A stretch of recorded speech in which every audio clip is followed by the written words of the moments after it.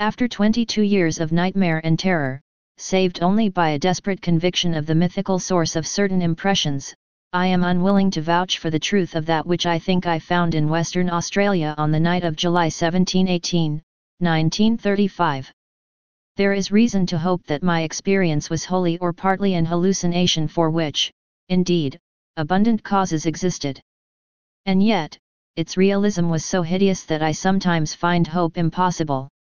If the thing did happen, then man must be prepared to accept notions of the cosmos, and of his own place in the seething vortex of time, whose merest mention is paralyzing. He must, too, be placed on guard against a specific lurking peril which, though it will never engulf the whole race, may impose monstrous and unguessable horrors upon certain venturesome members of it.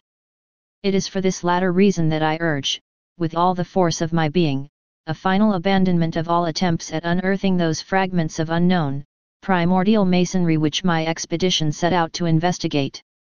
Assuming that I was sane and awake, my experience on that night was such as has befallen no man before. It was, moreover, a frightful confirmation of all I had sought to dismiss as myth and dream. Mercifully there is no proof, for in my fright I lost the awesome object which would, if real and brought out of that noxious abyss, have formed irrefutable evidence. When I came upon the horror I was alone, and I have up to now told no one about it. I could not stop the others from digging in its direction, but chance and the shifting sand have so far saved them from finding it. Now I must formulate some definitive statement, not only for the sake of my own mental balance, but to warn such others as may read it seriously.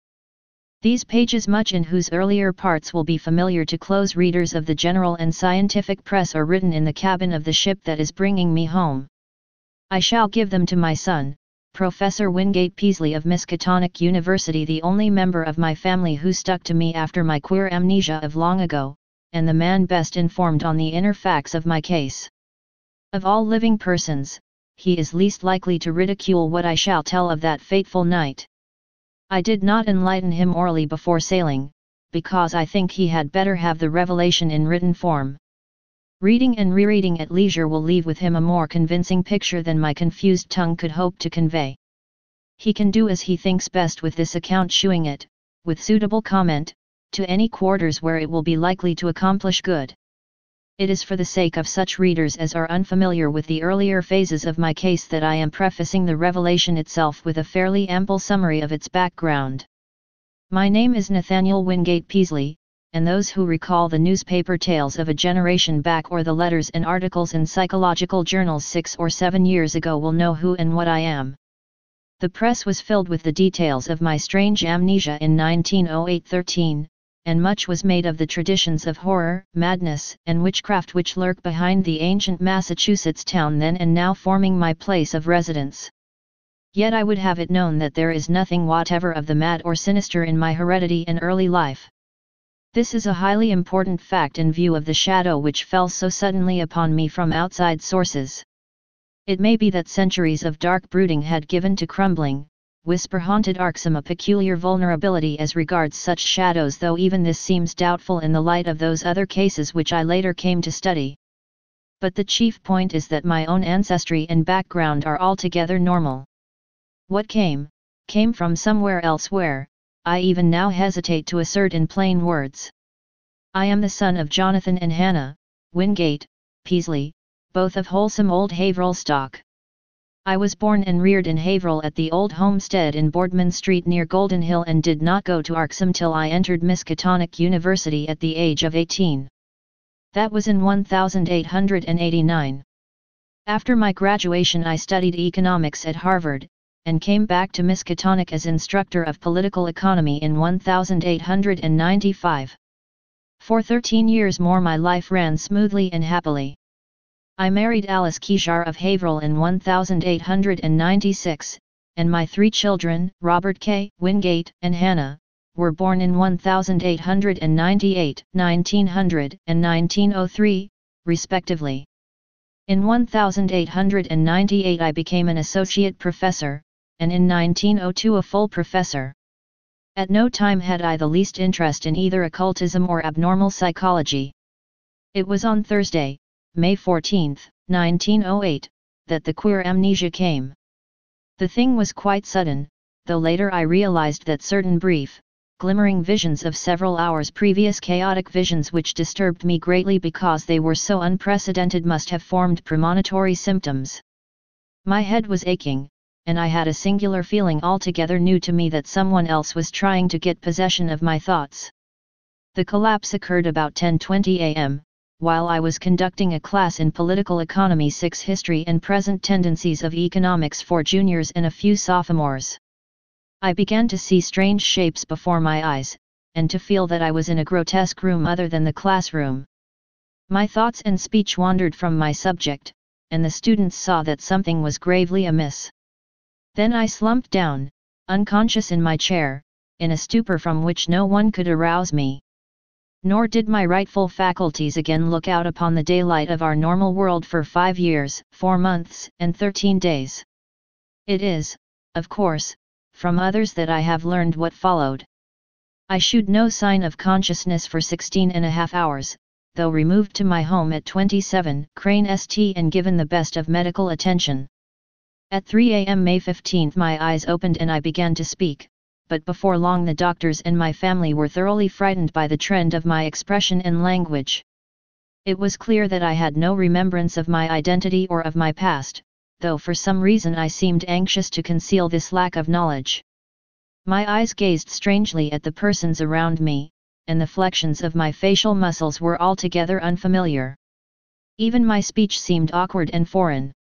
I used my vocal organs clumsily and gropingly, and my diction had a curiously stilted quality, as if I had laboriously learned the English language from books. The pronunciation was barbarously alien, whilst the idiom seemed to include both scraps of curious archaism and expressions of a wholly incomprehensible cast. Of the latter one in particular was very potently, even terrifiedly recalled by the youngest of the physicians 20 years afterward. For at that late period such a phrase began to have an actual currency first in England and then in the United States, and though of much complexity and indisputable newness, it reproduced in every least particular the mystifying words of the strange Arksome patient of 1908.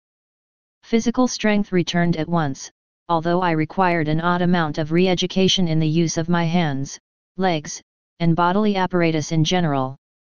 Because of this and other handicaps inherent in the mnemonic lapse, I was for some time kept under strict medical care. When I saw that my attempts to conceal the lapse had failed, I admitted it openly, and became eager for information of all sorts. Indeed, it seemed to the doctors that I had lost interest in my proper personality as soon as I found the case of amnesia accepted as a natural thing. They noticed that my chief efforts were to master certain points in history, science, art, language, and folklore, some of them tremendously abstruse, and some childishly simple, which remained, very oddly in many cases, outside my consciousness. At the same time they noticed that I had an inexplicable command of many almost unknown sorts of knowledge, a command which I seemed to wish to hide rather than display. I would inadvertently refer, with casual assurance, to specific events in dim ages outside the range of accepted history, passing off such references as a jest when I saw the surprise they created. And I had a way of speaking of the future which 2 or 3 times caused actual fright. These uncanny flashes soon ceased to appear, though some observers laid their vanishment more to a certain furtive caution on my part than to any waning of the strange knowledge behind them. Indeed, I seemed anomalously avid to absorb the speech, customs, and perspectives of the age around me, as if I were a studious traveller from a far, foreign land. As soon as permitted, I haunted the college library at all hours, and shortly began to arrange for those odd travels, and special courses at American and European universities, which evoked so much comment during the next few years. I did not at any time suffer from a lack of learned contacts, for my case had a mild celebrity among the psychologists of the period. I was lectured upon as a typical example of secondary personality, even though I seemed to puzzle the lecturers now and then with some bizarre symptom or some queer trace of carefully veiled mockery. Of real friendliness, however, I encountered little. Something in my aspect and speech seemed to excite vague fears and aversions in everyone I met, as if I were a being infinitely removed from all that is normal and healthful. This idea of a black, hidden horror connected with incalculable gulfs of some sort of distance was oddly widespread and persistent. My own family formed no exception.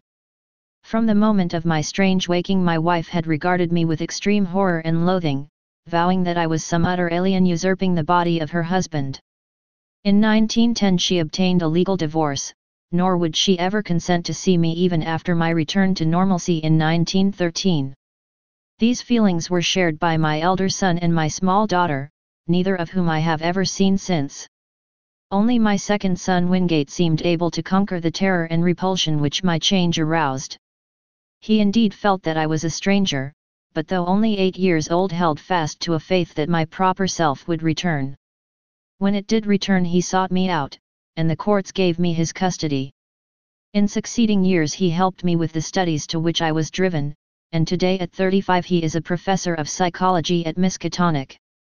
But I do not wonder at the horror I caused, for certainly, the mind, voice, and facial expression of the being that awaked on May 15, 1908 were not those of Nathaniel Wingate Peaslee.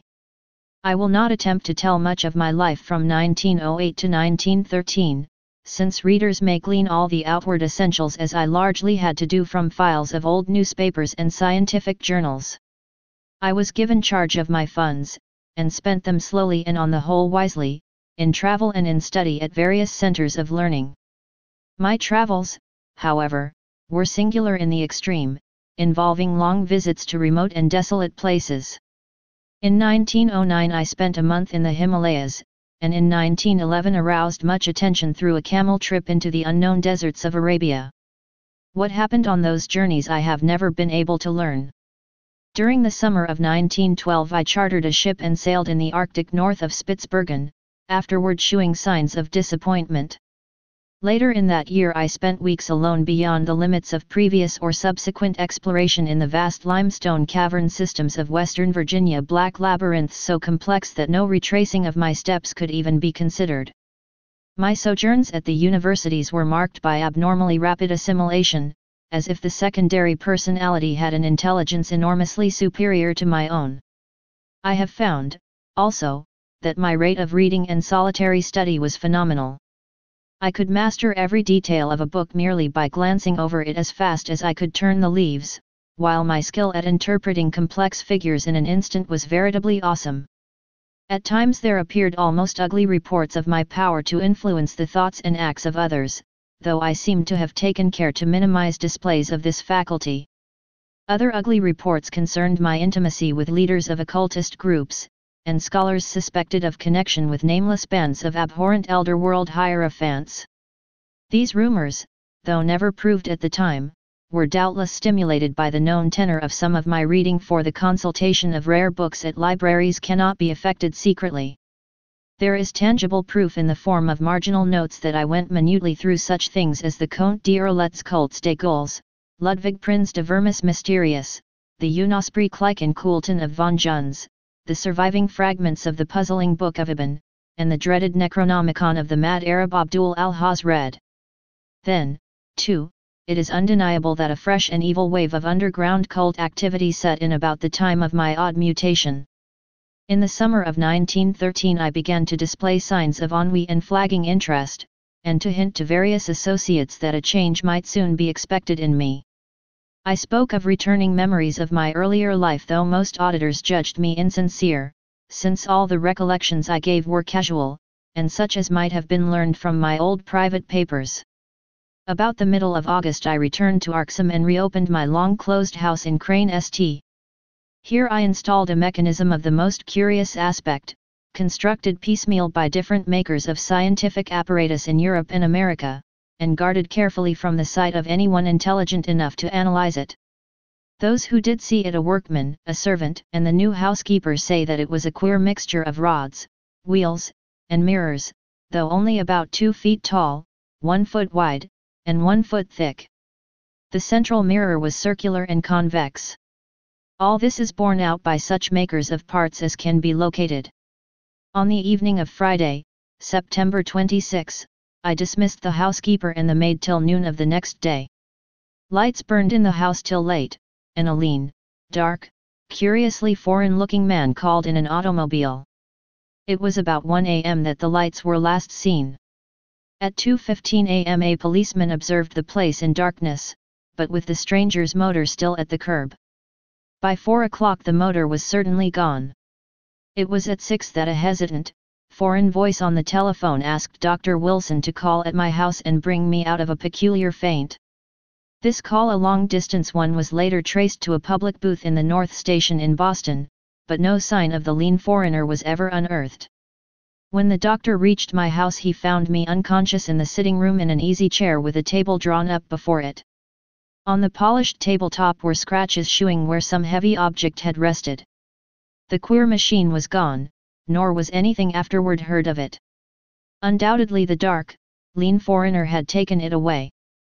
In the library grate were abundant ashes, evidently left from the burning of every remaining scrap of paper on which I had written since the advent of the amnesia.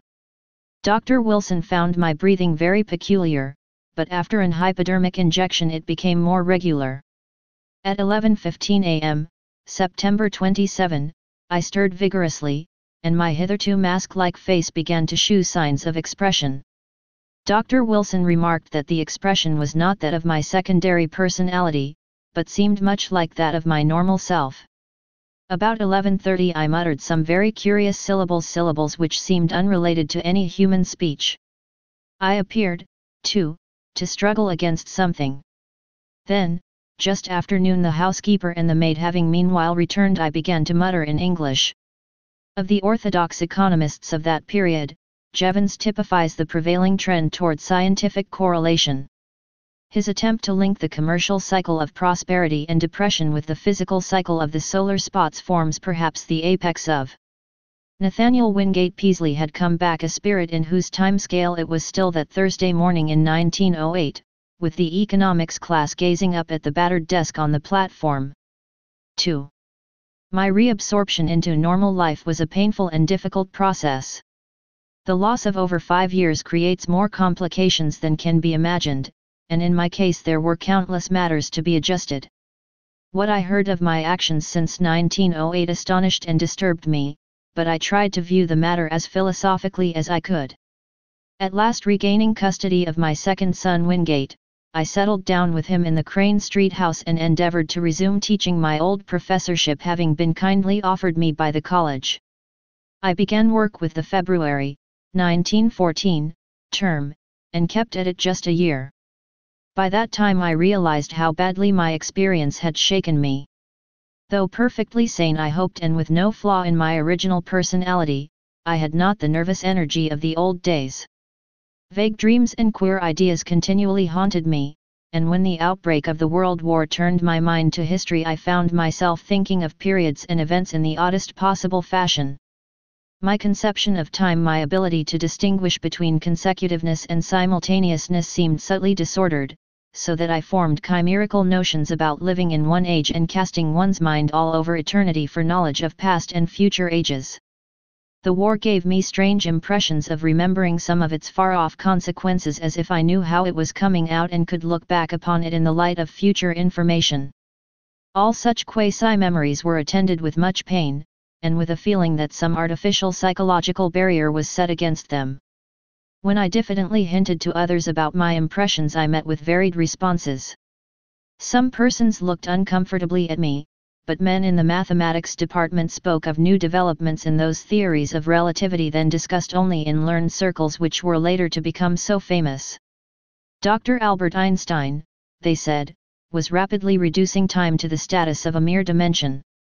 But the dreams and disturbed feelings gained on me, so that I had to drop my regular work in 1915. Certain of the impressions were taking an annoying shape, giving me the persistent notion that my amnesia had formed some unholy sort of exchange, that the secondary personality had indeed been an intruding force from unknown regions, and that my own personality had suffered displacement.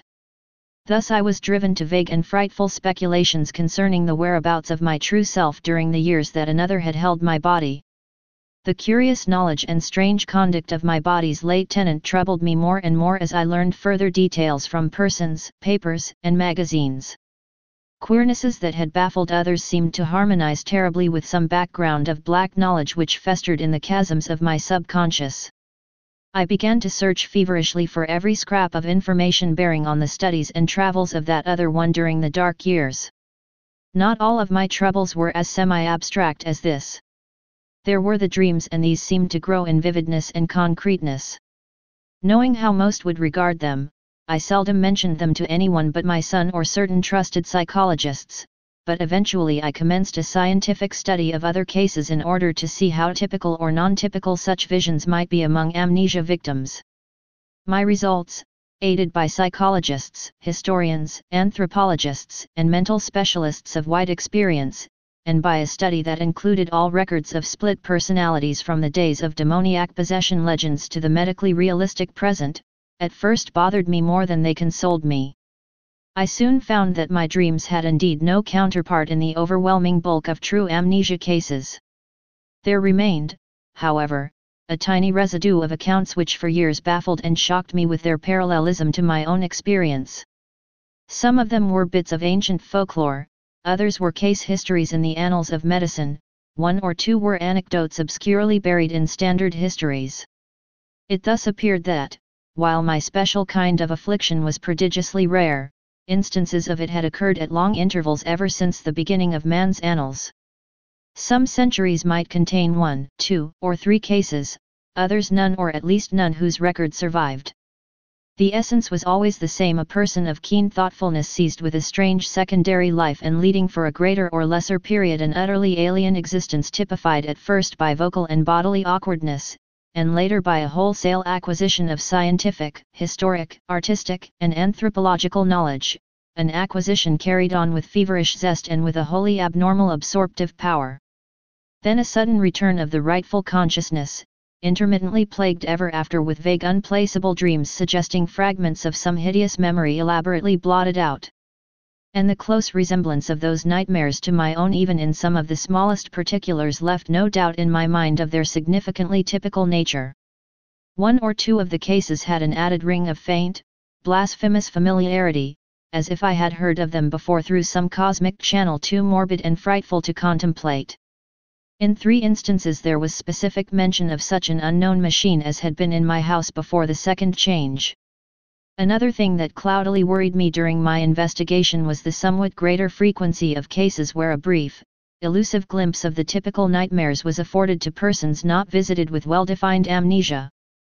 These persons were largely of mediocre mind, or less, some so primitive that they could scarcely be thought of as vehicles for abnormal scholarship and preternatural mental acquisitions. For a second they would be fired with alien force, then a backward lapse and a thin, swift fading memory of unhuman horrors. There had been at least 3 such cases during the past half-century, one only 15 years before.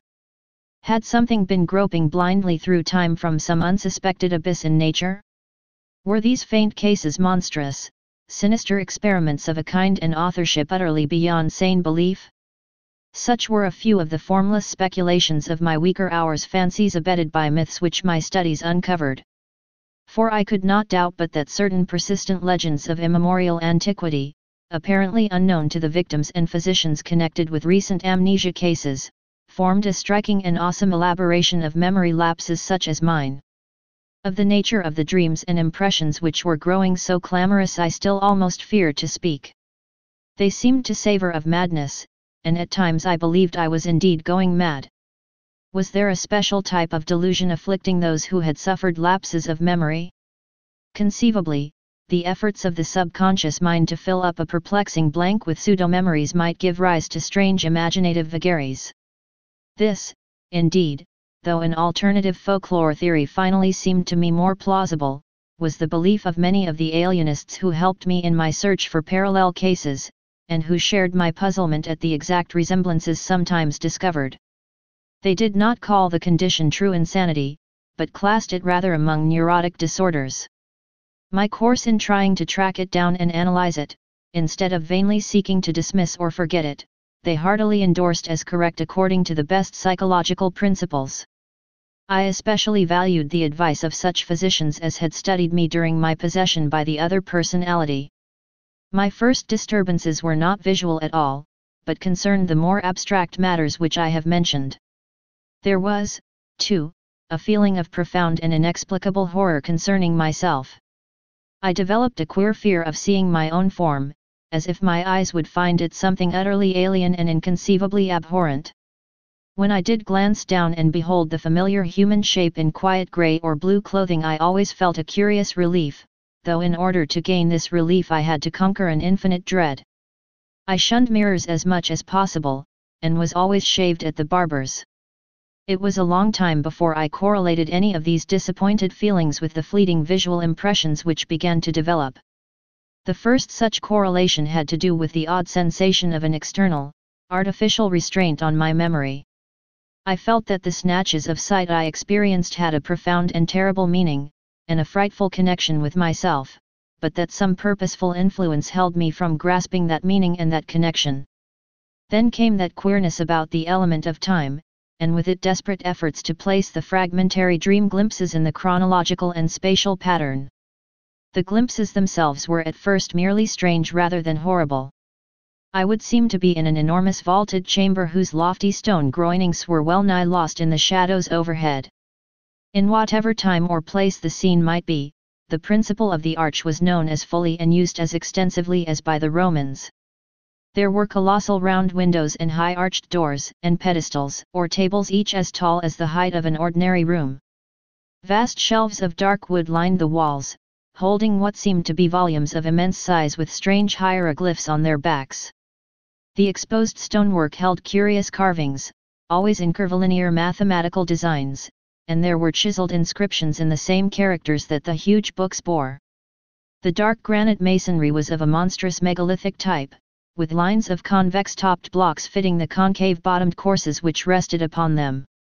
There were no chairs, but the tops of the vast pedestals were littered with books, papers, and what seemed to be writing materials, oddly figured jars of a purplish metal, and rods with stained tips. Tall as the pedestals were, I seemed at times able to view them from above. On some of them were great globes of luminous crystal serving as lamps, and inexplicable machines formed of vitreous tubes and metal rods. The windows were glazed, and latticed with stout-looking bars. Though I dared not approach and peer out them, I could see from where I was the waving tops of singular fern-like growths. The floor was of massive octagonal flagstones, while rugs and hangings were entirely lacking. Later I had visions of sweeping through cyclopean corridors of stone, and up and down gigantic inclined planes of the same monstrous masonry. There were no stairs anywhere, nor was any passageway less than 30 feet wide. Some of the structures through which I floated must have towered into the sky for thousands of feet. There were multiple levels of black vaults below, and never-opened trap-doors, sealed down with metal bands and holding dim suggestions of some special peril. I seemed to be a prisoner, and horror hung broodingly over everything I saw. I felt that the mocking curvilinear hieroglyphs on the walls would blast my soul with their message were I not guarded by a merciful ignorance. Still later my dreams included vistas from the great round windows, and from the titanic flat roof, with its curious gardens, wide barren area, and high, scalloped parapet of stone, to which the topmost of the inclined planes led. There were almost endless leagues of giant buildings, each in its garden, and ranged along paved roads fully 200 feet wide. They differed greatly in aspect, but few were less than 500 feet square or 1,000 feet high.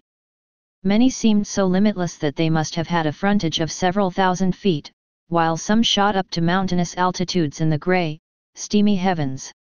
They seemed to be mainly of stone or concrete, and most of them embodied the oddly curvilinear type of masonry noticeable in the building that held me. Roofs were flat and garden-covered, and tended to have scalloped parapets. Sometimes there were terraces and higher levels, and wide cleared spaces amidst the gardens. The great roads held hints of motion, but in the earlier visions I could not resolve this impression into details. In certain places I beheld enormous dark cylindrical towers which climbed far above any of the other structures. These appeared to be of a totally unique nature, and shewed signs of prodigious age and dilapidation.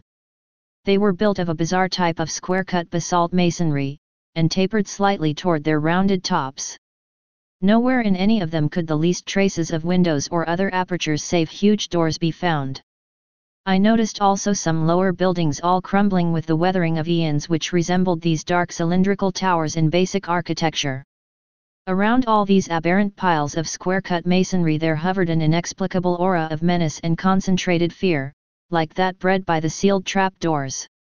The omnipresent gardens were almost terrifying in their strangeness, with bizarre and unfamiliar forms of vegetation nodding over broad paths lined with curiously carven monoliths. Abnormally vast fern-like growths predominated, some green, and some of a ghastly, fungoid pallor. Among them rose great spectral things resembling columnites, whose bamboo-like trunks towered to fabulous heights. Then there were tufted forms like fabulous cycads, and grotesque dark green shrubs and trees of coniferous aspect. Flowers were small, colorless, and unrecognizable, blooming in geometrical beds and at large among the greenery. In a few of the terrace and rooftop gardens were larger and more vivid blossoms of almost offensive contours and seeming to suggest artificial breeding. Fungi of inconceivable size, outlines, and colors speckled the scene in patterns bespeaking some unknown but well-established horticultural tradition. In the larger gardens on the ground there seemed to be some attempt to preserve the irregularities of nature, but on the roofs there was more selectiveness, and more evidences of the topiary art.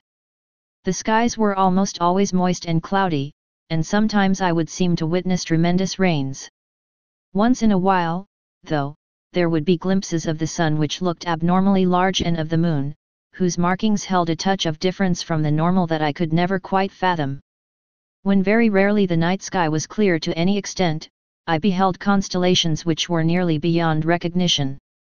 Known outlines were sometimes approximated, but seldom duplicated, and from the position of the few groups I could recognize, I felt I must be in the Earth's southern hemisphere, near the Tropic of Capricorn. The far horizon was always steamy and indistinct, but I could see that great jungles of unknown tree ferns, columnites, lepidodendra, and sigillaria lay outside the city, their fantastic frondage waving mockingly in the shifting vapors. Now and then there would be suggestions of motion in the sky, but these my early visions never resolved. By the autumn of 1914 I began to have infrequent dreams of strange floatings over the city and through the regions around it. I saw interminable roads through forests of fearsome growths with mottled, fluted, and banded trunks, and past other cities as strange as the one which persistently haunted me. I saw monstrous constructions of black or iridescent stone in glades and clearings where perpetual twilight reigned, and traversed long causeways over swamps so dark that I could tell but little of their moist, towering vegetation. Once I saw an area of countless miles strewn with age-blasted basaltic ruins whose architecture had been like that of the few windowless, round-topped towers in the haunting city. And once I saw the sea, a boundless steamy expanse beyond the colossal stone piers of an enormous town of domes and arches. Great shapeless suggestions of shadow moved over it, and here and there its surface was vexed with anomalous spoutings. 3. As I have said, it was not immediately that these wild visions began to hold their terrifying quality. Certainly, many persons have dreamed intrinsically stranger things compounded of unrelated scraps of daily life, pictures, and reading, and arranged in fantastically novel forms by the unchecked caprices of sleep. For some time I accepted the visions as natural, even though I had never before been an extravagant dreamer. Many of the vague anomalies, I argued, must have come from trivial sources too numerous to track down, while others seemed to reflect a common textbook knowledge of the plants and other conditions of the primitive world of 150 million years ago, the world of the Permian or Triassic age.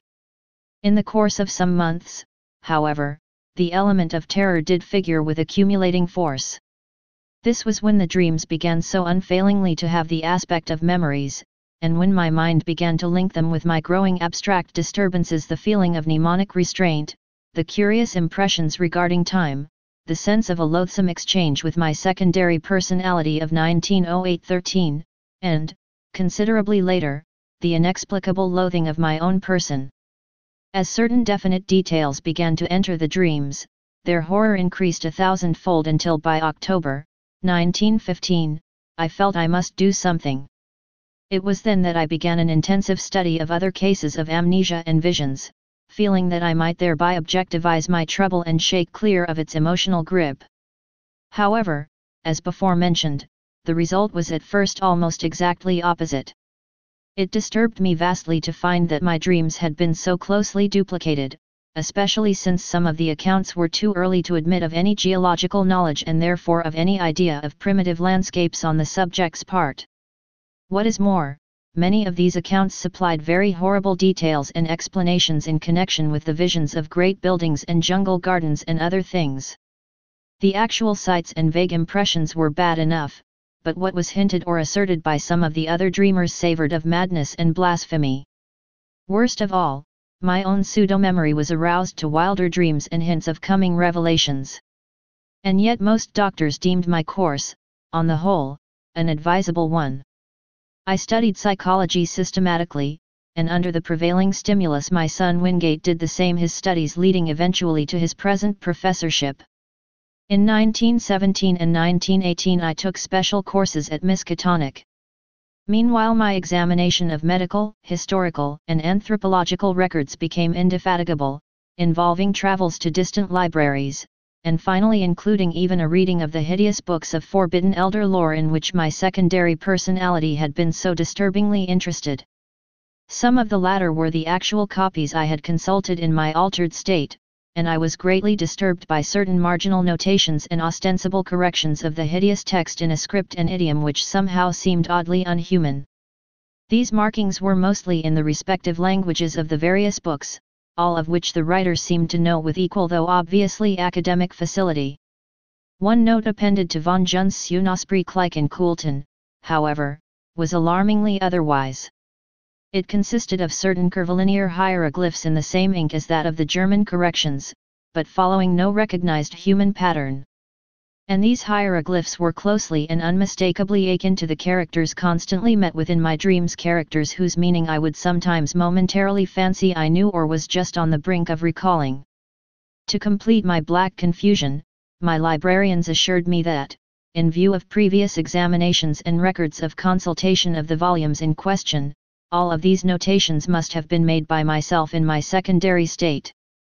This despite the fact that I was and still am ignorant of 3 of the languages involved.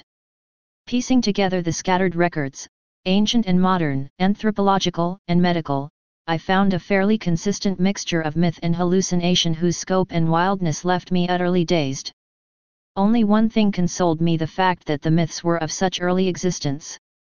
What lost knowledge could have brought pictures of the Paleozoic or Mesozoic landscape into these primitive fables, I could not even guess, but the pictures had been there. Thus, a basis existed for the formation of a fixed type of delusion. Cases of amnesia no doubt created the general myth pattern, but afterward the fanciful accretions of the myths must have reacted on amnesia sufferers and colored their pseudo-memories. I myself had read and heard all the early tales during my memory lapse. My quest had amply proved that. Was it not natural, then, for my subsequent dreams and emotional impressions to become colored and molded by what my memory subtly held over from my secondary state?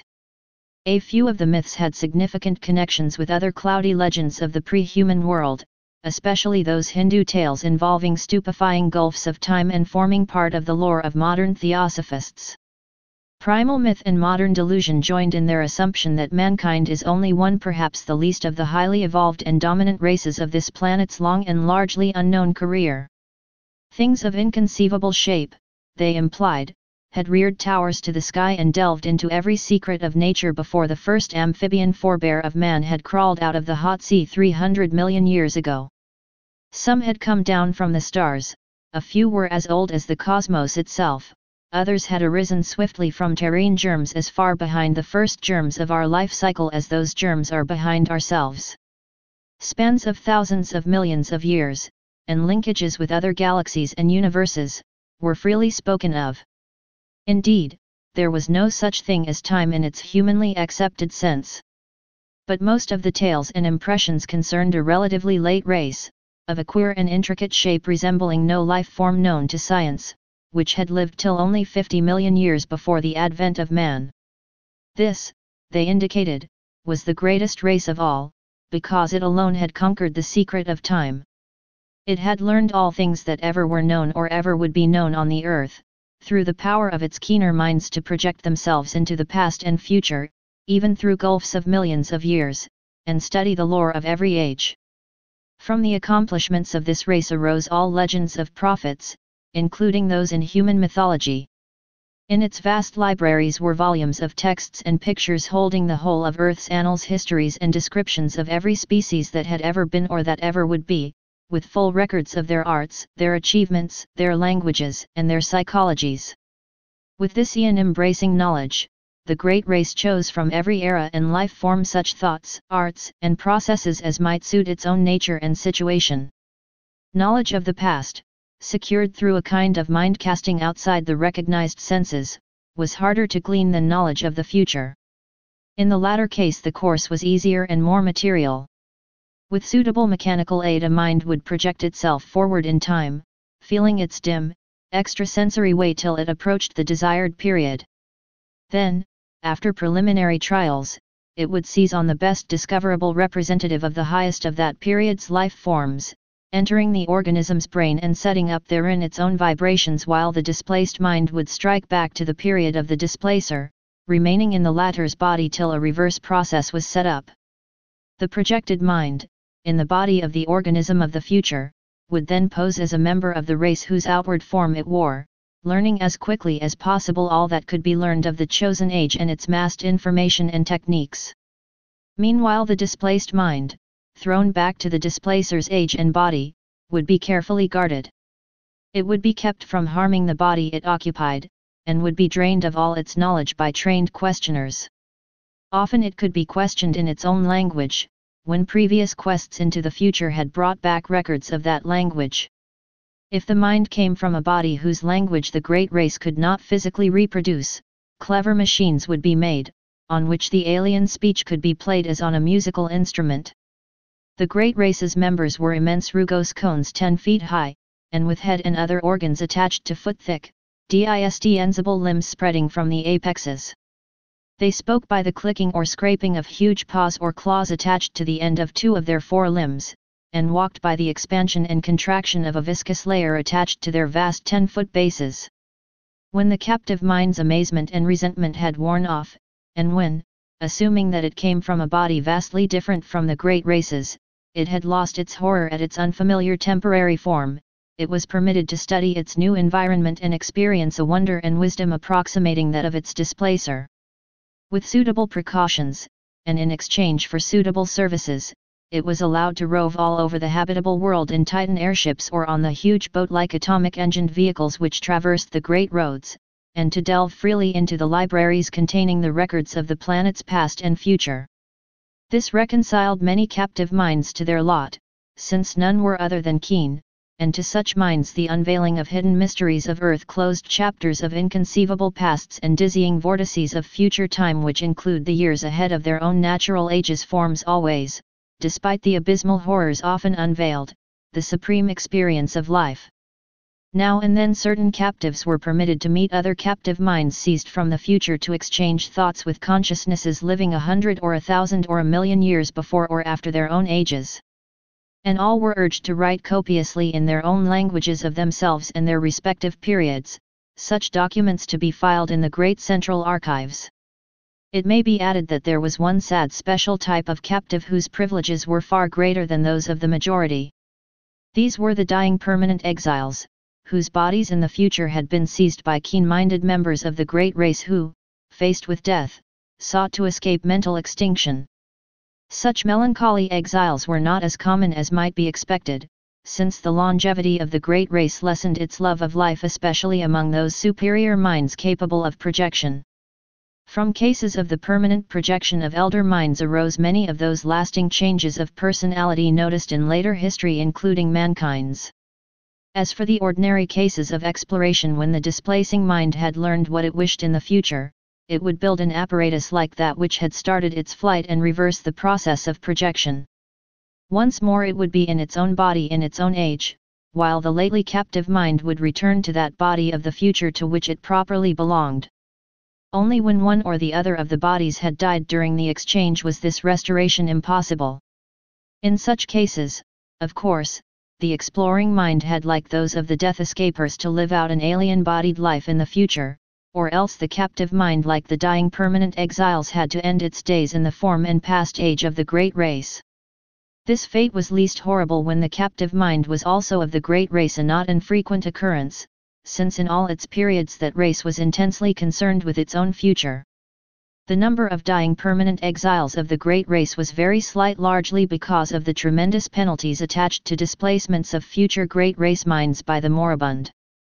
Through projection, arrangements were made to inflict these penalties on the offending minds in their new future bodies, and sometimes forced re-exchanges were effected. Complex cases of the displacement of exploring or already captive minds by minds in various regions of the past had been known and carefully rectified. In every age since the discovery of mind projection, a minute but well-recognized element of the population consisted of great race minds from past ages, sojourning for a longer or shorter while. When a captive mind of alien origin was returned to its own body in the future, it was purged by an intricate mechanical hypnosis of all it had learned in the great race's age, this because of certain troublesome consequences inherent in the general carrying forward of knowledge in large quantities. The few existing instances of clear transmission had caused, and would cause at known future times, great disasters. And it was largely in consequence of two cases of the kind, said the old myths, that mankind had learned what it had concerning the great race. Of all things surviving physically and directly from that eon-distant world, there remained only certain ruins of great stones in far places and under the sea, and parts of the text of the frightful Nicotic manuscripts. Thus the returning mind reached its own age with only the faintest and most fragmentary visions of what it had undergone since its seizure. All memories that could be eradicated were eradicated, so that in most cases only a dream-shadowed blank stretched back to the time of the first exchange. Some minds recalled more than others, and the chance joining of memories had at rare times brought hints of the forbidden past to future ages. There probably never was a time when groups or cults did not secretly cherish certain of these hints. In the Necronomicon, the presence of such a cult among human beings was suggested, a cult that sometimes gave aid to minds voyaging down the eons from the days of the great race. And meanwhile the great race itself waxed well nigh omniscient, and turned to the task of setting up exchanges with the minds of other planets, and of exploring their pasts and futures. It sought likewise to fathom the past years and origin of that black, eon-dead orb in far space whence its own mental heritage had come, for the mind of the great race was older than its bodily form. The beings of a dying elder world, wise with the ultimate secrets, had looked ahead for a new world and species wherein they might have long life, and had sent their minds en masse into that future race best adapted to house them, the cone-shaped things that peopled our Earth a billion years ago. Thus the great race came to be, while the myriad minds sent backward were left to die in the horror of strange shapes. Later the race would again face death, yet would live through another forward migration of its best minds into the bodies of others who had a longer physical span ahead of them. Such was the background of intertwined legend and hallucination. When, around 1920, I had my researches in coherent shape, I felt a slight lessening of the tension which their earlier stages had increased. After all, and in spite of the fancies prompted by blind emotions, were not most of my phenomena readily explainable? Any chance might have turned my mind to dark studies during the amnesia, and then I read the forbidden legends and met the members of ancient and ill-regarded cults. That, plainly, supplied the material for the dreams and disturbed feelings which came after the return of memory. As for the marginal notes in dream hieroglyphs and languages unknown to me, but laid at my door by librarians, I might easily have picked up a smattering of the tongues during my secondary state, while the hieroglyphs were doubtless coined by my fancy from descriptions in old legends, and afterward woven into my dreams. I tried to verify certain points through conversation with known cult leaders, but never succeeded in establishing the right connections. At times the parallelism of so many cases in so many distant ages continued to worry me as it had at first, but on the other hand I reflected that the excitant folklore was undoubtedly more universal in the past than in the present. Probably all the other victims whose cases were like mine had had a long and familiar knowledge of the tales I had learned only when in my secondary state. When these victims had lost their memory, they had associated themselves with the creatures of their household myths, the fabulous invaders supposed to displace men's minds, and had thus embarked upon quests for knowledge which they thought they could take back to a fancied, non-human past. Then when their memory returned, they reversed the associative process and thought of themselves as the former captive minds instead of as the displacers. Hence the dreams and pseudo-memories following the conventional myth pattern. Despite the seeming cumbrousness of these explanations, they came finally to supersede all others in my mind, largely because of the greater weakness of any rival theory. And a substantial number of eminent psychologists and anthropologists gradually agreed with me. The more I reflected, the more convincing did my reasoning seem, till in the end I had a really effective bulwark against the visions and impressions which still assailed me. Suppose I did see strange things at night? These were only what I had heard and read of. Suppose I did have odd loathings and perspectives and pseudo-memories? These, too, were only echoes of myths absorbed in my secondary state. Nothing that I might dream, nothing that I might feel, could be of any actual significance. Fortified by this philosophy, I greatly improved in nervous equilibrium, even though the visions, rather than the abstract impressions, steadily became more frequent and more disturbingly detailed. In 1922 I felt able to undertake regular work again, and put my newly gained knowledge to practical use by accepting an instructorship in psychology at the university.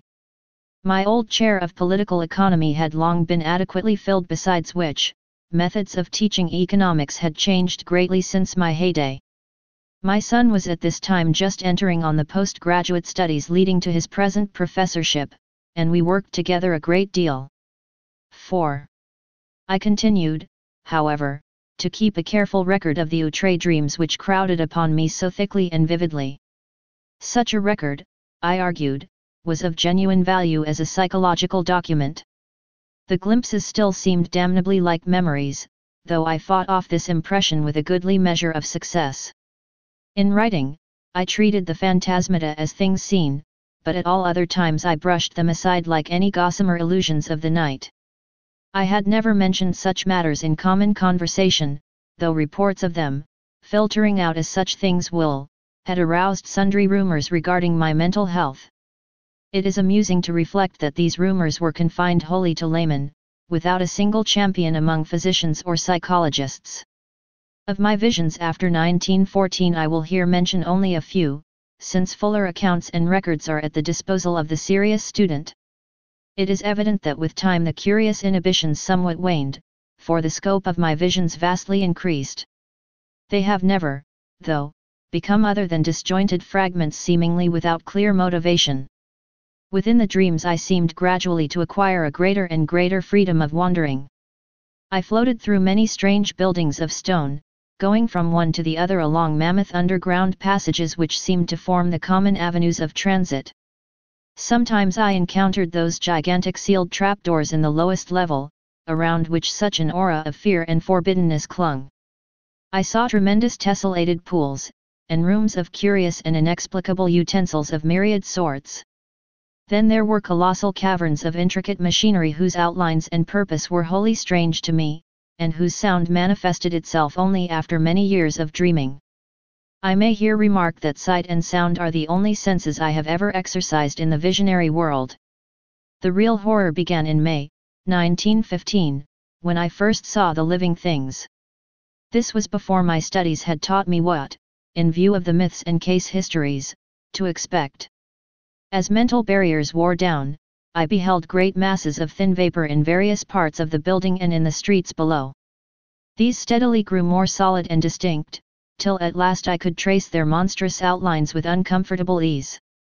They seemed to be enormous iridescent cones, about 10 feet high and 10 feet wide at the base, and made up of some ridgy, scaly, semi-elastic matter. From their apexes projected 4 flexible, cylindrical members, each a foot thick, and of a ridgy substance like that of the cones themselves. These members were sometimes contracted almost to nothing, and sometimes extended to any distance up to about 10 feet. Terminating two of them were enormous claws or nippers.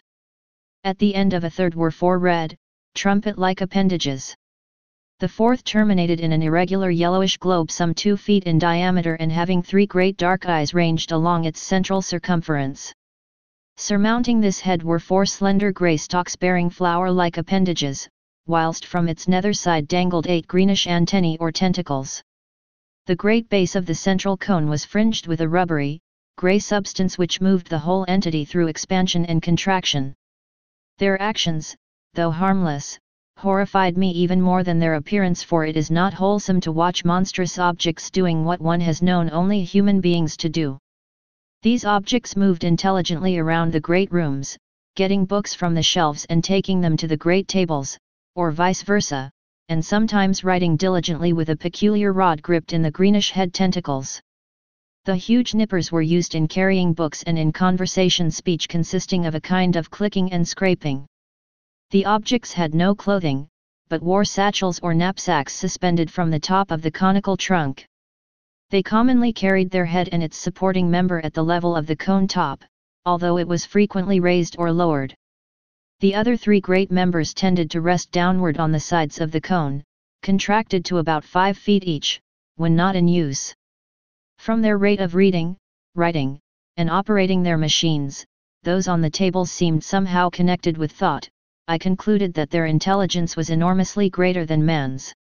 Afterward I saw them everywhere, swarming in all the great chambers and corridors, tending monstrous machines in vaulted crypts, and racing along the vast roads in gigantic boat-shaped cars.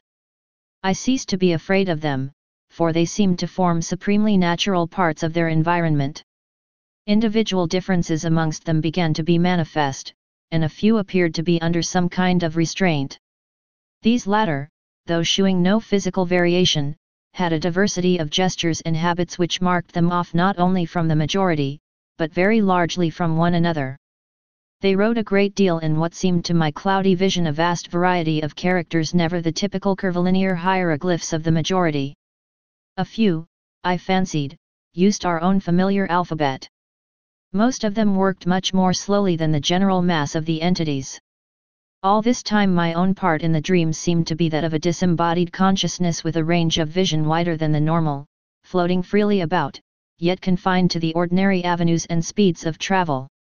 Not until August, 1915, did any suggestions of bodily existence begin to harass me.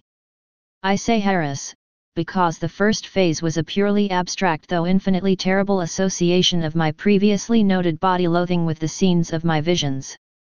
For a while my chief concern during dreams was to avoid looking down at myself, and I recall how grateful I was for the total absence of large mirrors in the strange rooms.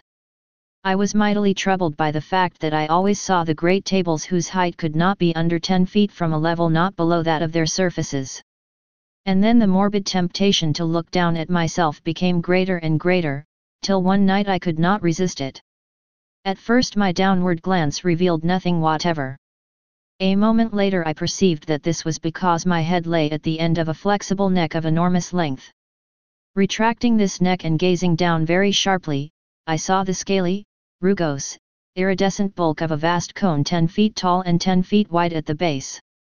That was when I waked half of Arxham with my screaming as I plunged madly up from the abyss of sleep. Only after weeks of hideous repetition did I grow half reconciled to these visions of myself in monstrous form.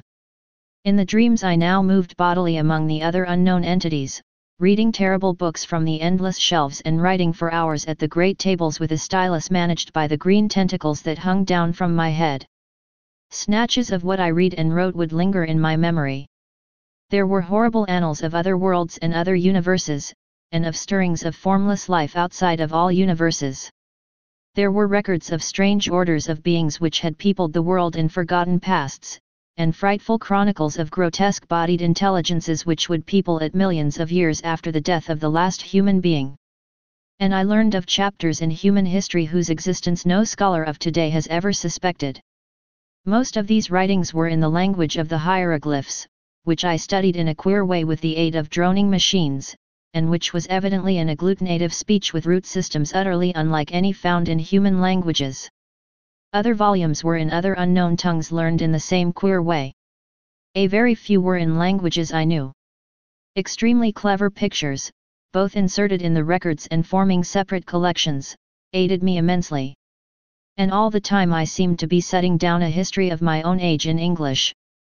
On waking, I could recall only minute and meaningless scraps of the unknown tongues which my dream self had mastered, though whole phrases of the history stayed with me. I learned even before my waking self had studied the parallel cases or the old myths from which the dreams doubtless sprang that the entities around me were of the world's greatest race, which had conquered time and had sent exploring minds into every age.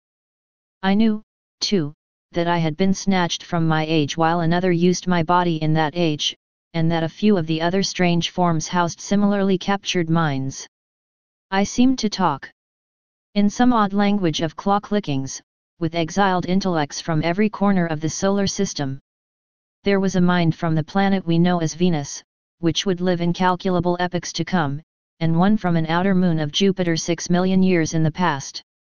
Of earthly minds there were some from the winged, star-headed, half-vegetable race of Paleogene Antarctica, one from the reptile people of fabled Volusia, 3 from the furry pre-human Hyperborean worshippers of Tsathoggua, 1 from the wholly abominable Chochos, 2 from the arachnid denizens of Earth's last age, 5 from the hardy Coleoptera species immediately following mankind, to which the great race was some day to transfer its keenest minds en masse in the face of horrible peril. And several from different branches of humanity. I talked with the mind of Yang Li, a philosopher from the cruel empire of San-Chan, which is to come in AD 5000, with that of a general of the great-headed brown people who held South Africa in BC 50,000, with that of a 12th century Florentine monk named Bartolomeo Corsi, with that of a king of Lomar who had ruled that terrible polar land 100,000 years before the squat, yellow Inutos came from the west to engulf it, with that of Nugsoth, a magician of the dark conquerors of AD 16,000, with that of a Roman named Titus Sempronius Blasus, who had been a questor in Sulla's time, with that of Kepphnes, an Egyptian of the 14th dynasty who told me the hideous secret of Nyarlathotep, with that of a priest of Atlantis Middle Kingdom, with that of a Suffolk gentleman of Cromwell's day, James Woodville, with that of a court astronomer of pre-Inca Peru, with that of the Australian physicist Neville Kingston Brown, who will die in AD 2518,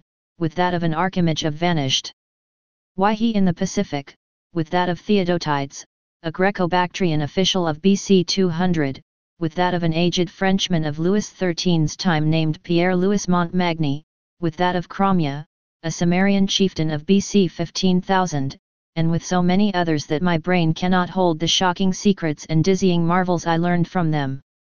I awaked each morning in a fever, sometimes frantically trying to verify or discredit such information as fell within the range of modern human knowledge.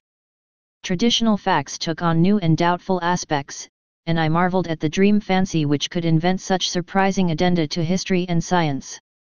I shivered at the mysteries the past may conceal, and trembled at the menaces the future may bring forth. What was hinted in the speech of post-human entities of the fate of mankind produced such an effect on me that I will not set it down here. After man there would be the mighty beetle civilization, the bodies of whose members the cream of the great race would seize when the monstrous doom overtook the elder world. Later, as the Earth's span closed, the transferred minds would again migrate through time and space to another stopping place in the bodies of the bulbous vegetable entities of Mercury. But there would be races after them, clinging pathetically to the cold planet and burrowing to its horror-filled core, before the utter end. Meanwhile, in my dreams, I wrote endlessly in that history of my own age which I was preparing half voluntarily and half through promises of increased library and travel opportunities for the great race's central archives. The archives were in a colossal subterranean structure near the city's center, which I came to know well through frequent labors and consultations. Meant to last as long as the race, and to withstand the fiercest of Earth's convulsions, this Titan repository surpassed all other buildings in the massive, mountain-like firmness of its construction.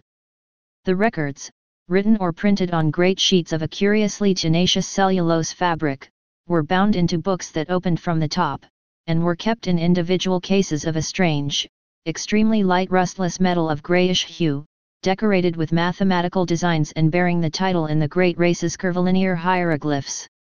These cases were stored in tiers of rectangular vaults like closed, locked shelves wrought of the same rustless metal and fastened by knobs with intricate turnings.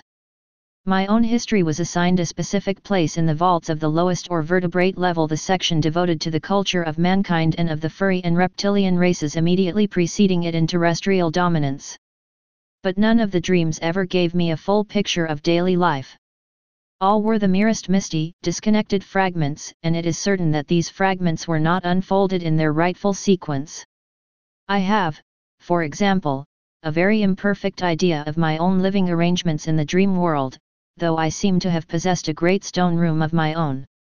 My restrictions as a prisoner gradually disappeared, so that some of the visions included vivid travels over the mighty jungle roads, sojourns in strange cities, and explorations of some of the vast dark windowless ruins from which the great race shrank in curious fear. There were also long sea voyages in enormous, many-decked boats of incredible swiftness, and trips over wild regions enclosed, projectile-like airships lifted and moved by electrical repulsion. Beyond the wide, warm ocean were other cities of the great race, and on one far continent I saw the crude villages of the black snout, winged creatures who would evolve as a dominant stock after the great race had sent its foremost minds into the future to escape the creeping horror. Flatness and exuberant green life were always the keynote of the scene. Hills were low and sparse, and usually displayed signs of volcanic forces. Of the animals I saw, I could write volumes. All were wild, for the great race's mechanist culture had long since done away with domestic beasts, while food was wholly vegetable or synthetic. Clumsy reptiles of great bulk floundered in steaming morasses, fluttered in the heavy air, or spouted in the seas and lakes, and among these I fancied I could vaguely recognize lesser, archaic prototypes of many forms: dinosaurs, pterodactyls, ichthyosaurs, labyrinthodonts, rhamphorhynchi, plesiosaurs, and the like made familiar through paleontology. Of birds or mammals there were none that I could discern.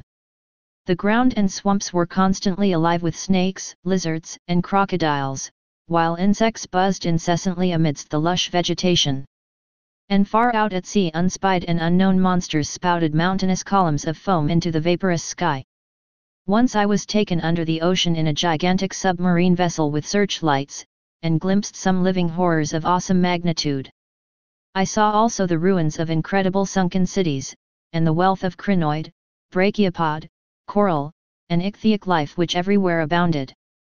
Of the physiology, psychology, folkways, and detailed history of the great race my visions preserved but little information, and many of the scattered points I here set down were gleaned from my study of old legends and other cases rather than from my own dreaming. For in time, of course, my reading and research caught up with and passed the dreams in many phases, so that certain dream fragments were explained in advance, and formed verifications of what I had learned. This consolingly established my belief that similar reading and research, accomplished by my secondary self, had formed the source of the whole terrible fabric of pseudo-memories. The period of my dreams, apparently, was one somewhat less than 150 million years ago, when the Paleozoic age was giving place to the Mesozoic. The bodies occupied by the great race represented no surviving or even scientifically known line of terrestrial evolution, but were of a peculiar, closely homogeneous, and highly specialized organic type inclining as much to the vegetable as to the animal state. Cell action was of an unique sort, almost precluding fatigue, and wholly eliminating the need of sleep. Nourishment, assimilated through the red trumpet-like appendages on one of the great flexible limbs, was always semi-fluid and in many aspects wholly unlike the food of existing animals. The beings had but two of the senses which we recognize: sight and hearing, the latter accomplished through the flower-like appendages on the grey stalks above their heads, but of other and incomprehensible senses, not, however, well utilizable by alien captive minds inhabiting their bodies. They possessed many. Their 3 eyes were so situated as to give them a range of vision wider than the normal. Their blood was a sort of deep greenish ichor of great thickness. They had no sex, but reproduced through seeds or spores which clustered on their bases and could be developed only underwater. Great, shallow tanks were used for the growth of their young, which were, however, reared only in small numbers on account of the longevity of individuals, 4,000 or 5,000 years being the common lifespan. Markedly defective individuals were quietly disposed of as soon as their defects were noticed. Disease and the approach of death were, in the absence of a sense of touch or of physical pain, recognized by purely visual symptoms. The dead were incinerated with dignified ceremonies. Once in a while, as before mentioned, a keen mind would escape death by forward projection in time, but such cases were not numerous. When one did occur, the exiled mind from the future was treated with the utmost kindness till the dissolution of its unfamiliar tenement. The great race seemed to form a single loosely knit nation or league, with major institutions in common, though there were 4 definite divisions. The political and economic system of each unit was a sort of fascistic socialism, with major resources rationally distributed, and power delegated to a small governing board elected by the votes of all able to pass certain educational and psychological tests. Family organization was not overstressed, though ties among persons of common descent were recognized, and the young were generally reared by their parents. Resemblances to human attitudes and institutions were, of course, most marked in those fields where on the one hand highly abstract elements were concerned, or where on the other hand there was a dominance of the basic, unspecialist urges common to all organic life. A few added likenesses came through conscious adoption as the great race probed the future and copied what it liked. Industry, highly mechanized, demanded but little time from each citizen, and the abundant leisure was filled with intellectual and aesthetic activities of various sorts. The sciences were carried to an unbelievable height of development, and art was a vital part of life, though at the period of my dreams it had passed its crest and meridian. Technology was enormously stimulated through the constant struggle to survive, and to keep in existence the physical fabric of great cities, imposed by the prodigious geologic upheavals of those primal days. Crime was surprisingly scanty, and was dealt with through highly efficient policing. Punishments ranged from privilege deprivation and imprisonment to death or major emotion wrenching, and were never administered without a careful study of the criminal's motivations. Warfare, largely civil for the last few millennia though sometimes waged against reptilian and octopodic invaders, or against the winged, star-headed old ones who centered in the Antarctic, was infrequent though infinitely devastating. An enormous army, using camera-like weapons which produced tremendous electrical effects, was kept on hand for purposes seldom mentioned, but obviously connected with the ceaseless fear of the dark, windowless elder ruins and of the great sealed trapdoors in the lowest subterranean levels. This fear of the basalt ruins and trapdoors was largely a matter of unspoken suggestion or, at most, of furtive quasi-whispers. Everything specific which bore on it was significantly absent from such books as were on the common shelves. It was the one subject lying altogether under a taboo among the great race, and seemed to be connected alike with horrible bygone struggles, and with that future peril which would some day force the race to send its keener minds ahead en masse in time. Imperfect and fragmentary as were the other things presented by dreams and legends, this matter was still more bafflingly shrouded. The vague old myths avoided it, or perhaps all allusions had for some reason been excised. And in the dreams of myself and others, the hints were peculiarly few.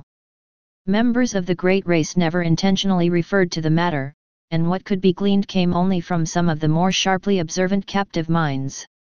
According to these scraps of information, the basis of the fear was a horrible elder race of half-polypus, utterly alien entities which had come through space from immeasurably distant universes and had dominated the Earth and 3 other solar planets about 600 million years ago. They were only partly material as we understand matter, and their type of consciousness and media of perception differed wholly from those of terrestrial organisms. For example, their senses did not include that of sight, their mental world being a strange, non-visual pattern of impressions. They were, however, sufficiently material to use implements of normal matter when in cosmic areas containing it, and they required housing, albeit of a peculiar kind. Though their senses could penetrate all material barriers, their substance could not, and certain forms of electrical energy could wholly destroy them. They had the power of aerial motion despite the absence of wings or any other visible means of levitation. Their minds were of such texture that no exchange with them could be effected by the great race. When these things had come to the earth, they had built mighty basalt cities of windowless towers, and had preyed horribly upon the beings they found. Thus it was when the minds of the great race sped across the void from that obscure transgalactic world known in the disturbing and debatable Eltdown shards as Yeth. The newcomers, with the instruments they created, had found it easy to subdue the predatory entities and drive them down to those caverns of inner earth which they had already joined to their abodes and begun to inhabit.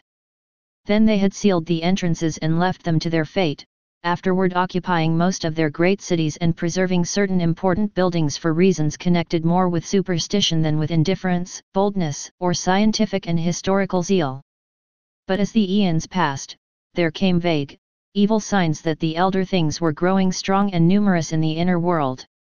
There were sporadic eruptions of a particularly hideous character in certain small and remote cities of the great race, and in some of the deserted elder cities which the great race had not peopled, places where the paths to the gulfs below had not been properly sealed or guarded. After that, greater precautions were taken, and many of the paths were closed forever, though a few were left with sealed trapdoors for strategic use in fighting the elder things if ever they broke forth in unexpected places, fresh rifts caused by that self-same geologic change which had choked some of the paths and had slowly lessened the number of outer world structures and ruins surviving from the conquered entities. The eruptions of the elder things must have been shocking beyond all description, since they had permanently colored the psychology of the great race. Such was the fixed mood of horror that the very aspect of the creatures was left unmentioned. At no time was I able to gain a clear hint of what they looked like. There were veiled suggestions of a monstrous plasticity, and of temporary lapses of visibility, while other fragmentary whispers referred to their control and military use of great winds. Singular whistling noises, and colossal footprints made up of 5 circular toe marks, seemed also to be associated with them. It was evident that the coming doom so desperately feared by the great race, the doom that was one day to send millions of keen minds across the chasm of time to strange bodies in the safer future, had to do with a final successful eruption of the elder beings. Mental projections down the ages had clearly foretold such a horror, and the great race had resolved that none who could escape should face it. That the foray would be a matter of vengeance, rather than an attempt to reoccupy the outer world, they knew from the planet's later history, for their projections shewed the coming and going of subsequent races untroubled by the monstrous entities. Perhaps these entities had come to prefer Earth's inner abysses to the variable, storm-ravaged surface, since light meant nothing to them. Perhaps, too, they were slowly weakening with the eons. Indeed, it was known that they would be quite dead in the time of the post-human beetle race which the fleeing minds would tenant. Meanwhile the great race maintained its cautious vigilance, with potent weapons ceaselessly ready despite the horrified banishing of the subject from common speech and visible records. And always the shadow of nameless fear hung about the sealed trapdoors and the dark, windowless elder towers. That is the world of which my dreams brought me dim, scattered echoes every night. I cannot hope to give any true idea of the horror and dread contained in such echoes, for it was upon a wholly intangible quality, the sharp sense of pseudo-memory, that such feelings mainly depended.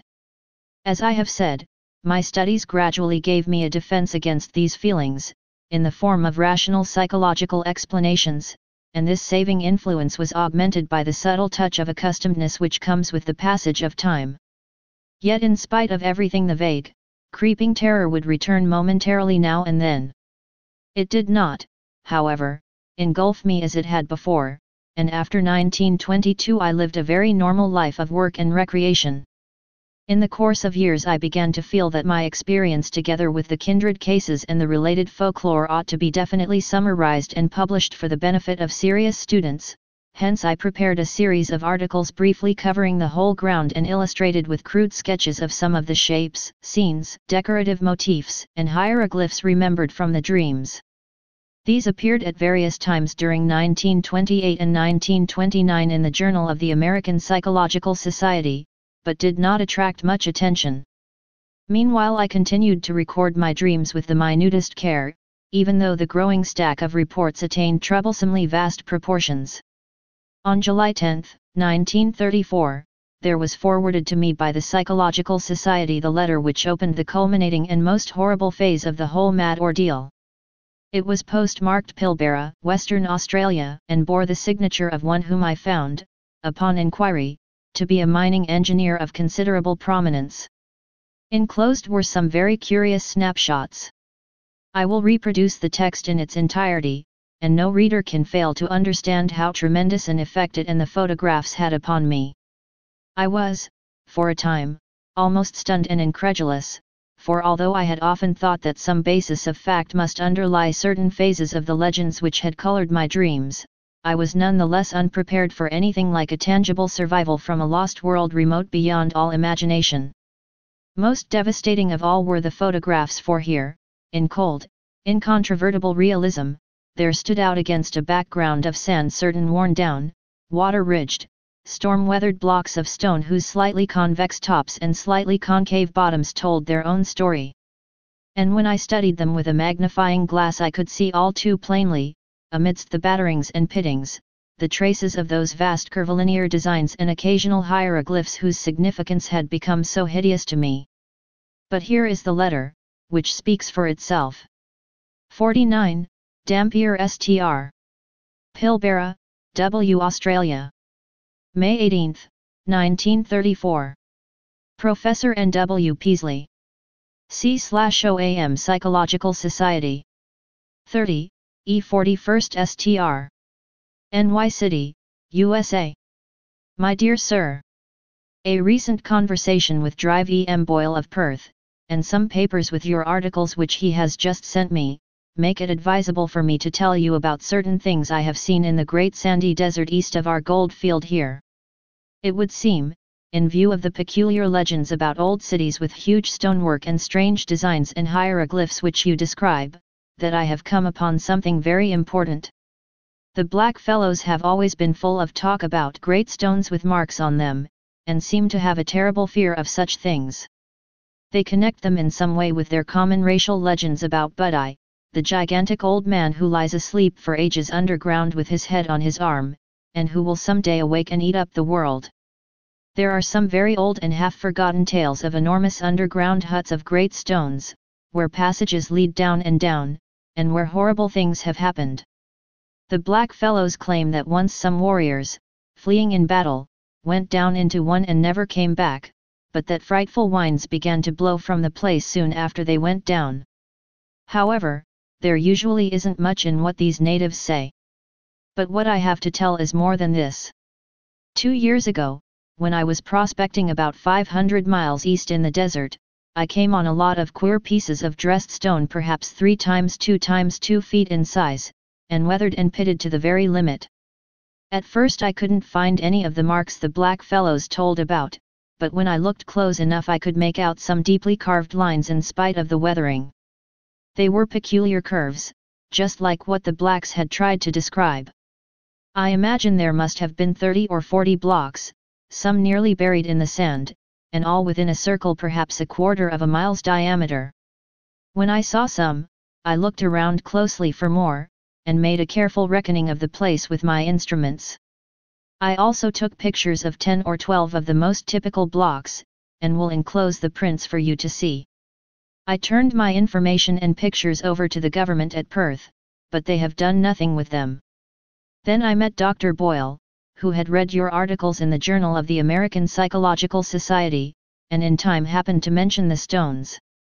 He was enormously interested, and became quite excited when I showed him my snapshots, saying that the stones and markings were just like those of the masonry you had dreamed about and seen described in legends. He meant to write you, but was delayed. Meanwhile he sent me most of the magazines with your articles, and I saw at once from your drawings and descriptions that my stones are certainly the kind you mean. You can appreciate this from the enclosed prints. Later on you will hear directly from Dr. Boyle. Now I can understand how important all this will be to you. Without question we are faced with the remains of an unknown civilization older than any dreamed of before, and forming a basis for your legends. As a mining engineer, I have some knowledge of geology, and can tell you that these blocks are so ancient they frighten me. They are mostly sandstone and granite, though one is almost certainly made of a queer sort of cement or concrete. They bear evidence of water action, as if this part of the world had been submerged and come up again after long ages, all since these blocks were made and used. It is a matter of hundreds of thousands of years, or heaven knows how much more. I don't like to think about it. In view of your previous diligent work in tracking down the legends and everything connected with them, I cannot doubt but that you will want to lead an expedition to the desert and make some archaeological excavations. Both Dr. Boyle and I are prepared to cooperate in such work if you or organizations known to you can furnish the funds. I can get together a dozen miners for the heavy digging. The blacks would be of no use, for I've found that they have an almost maniacal fear of this particular spot. Boyle and I are saying nothing to others, for you very obviously ought to have precedence in any discoveries or credit. The place can be reached from Pilbara in about 4 days by motor tractor, which we'd need for our apparatus. It is somewhat west and south of Warburton's path of 1873, and 100 miles southeast of Joanna Spring. We could float things up the De Grey River instead of starting from Pilbara, but all that can be talked over later. Roughly, the stones lie at a point about 22 degrees 3 minutes 14 south latitude, 125 degrees 0 minutes 39 east longitude. The climate is tropical, and the desert conditions are trying. Any expedition had better be made in winter, June or July or August. I shall welcome further correspondence upon this subject, and am keenly eager to assist in any plan you may devise.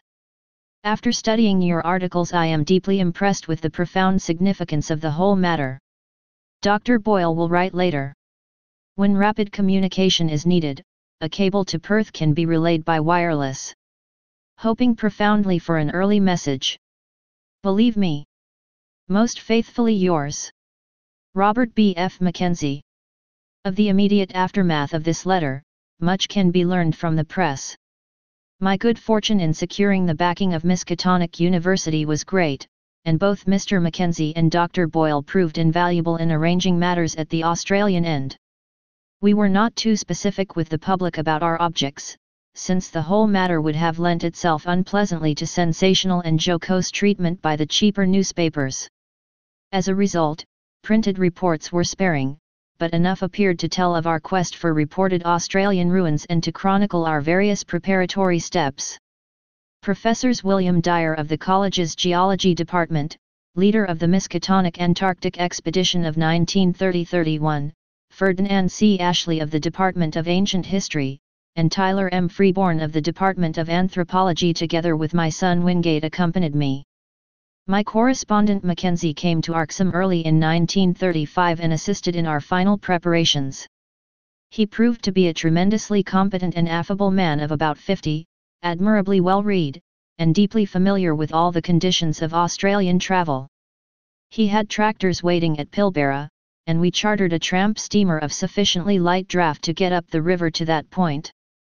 We were prepared to excavate in the most careful and scientific fashion, sifting every particle of sand, and disturbing nothing which might seem to be in or near its original situation.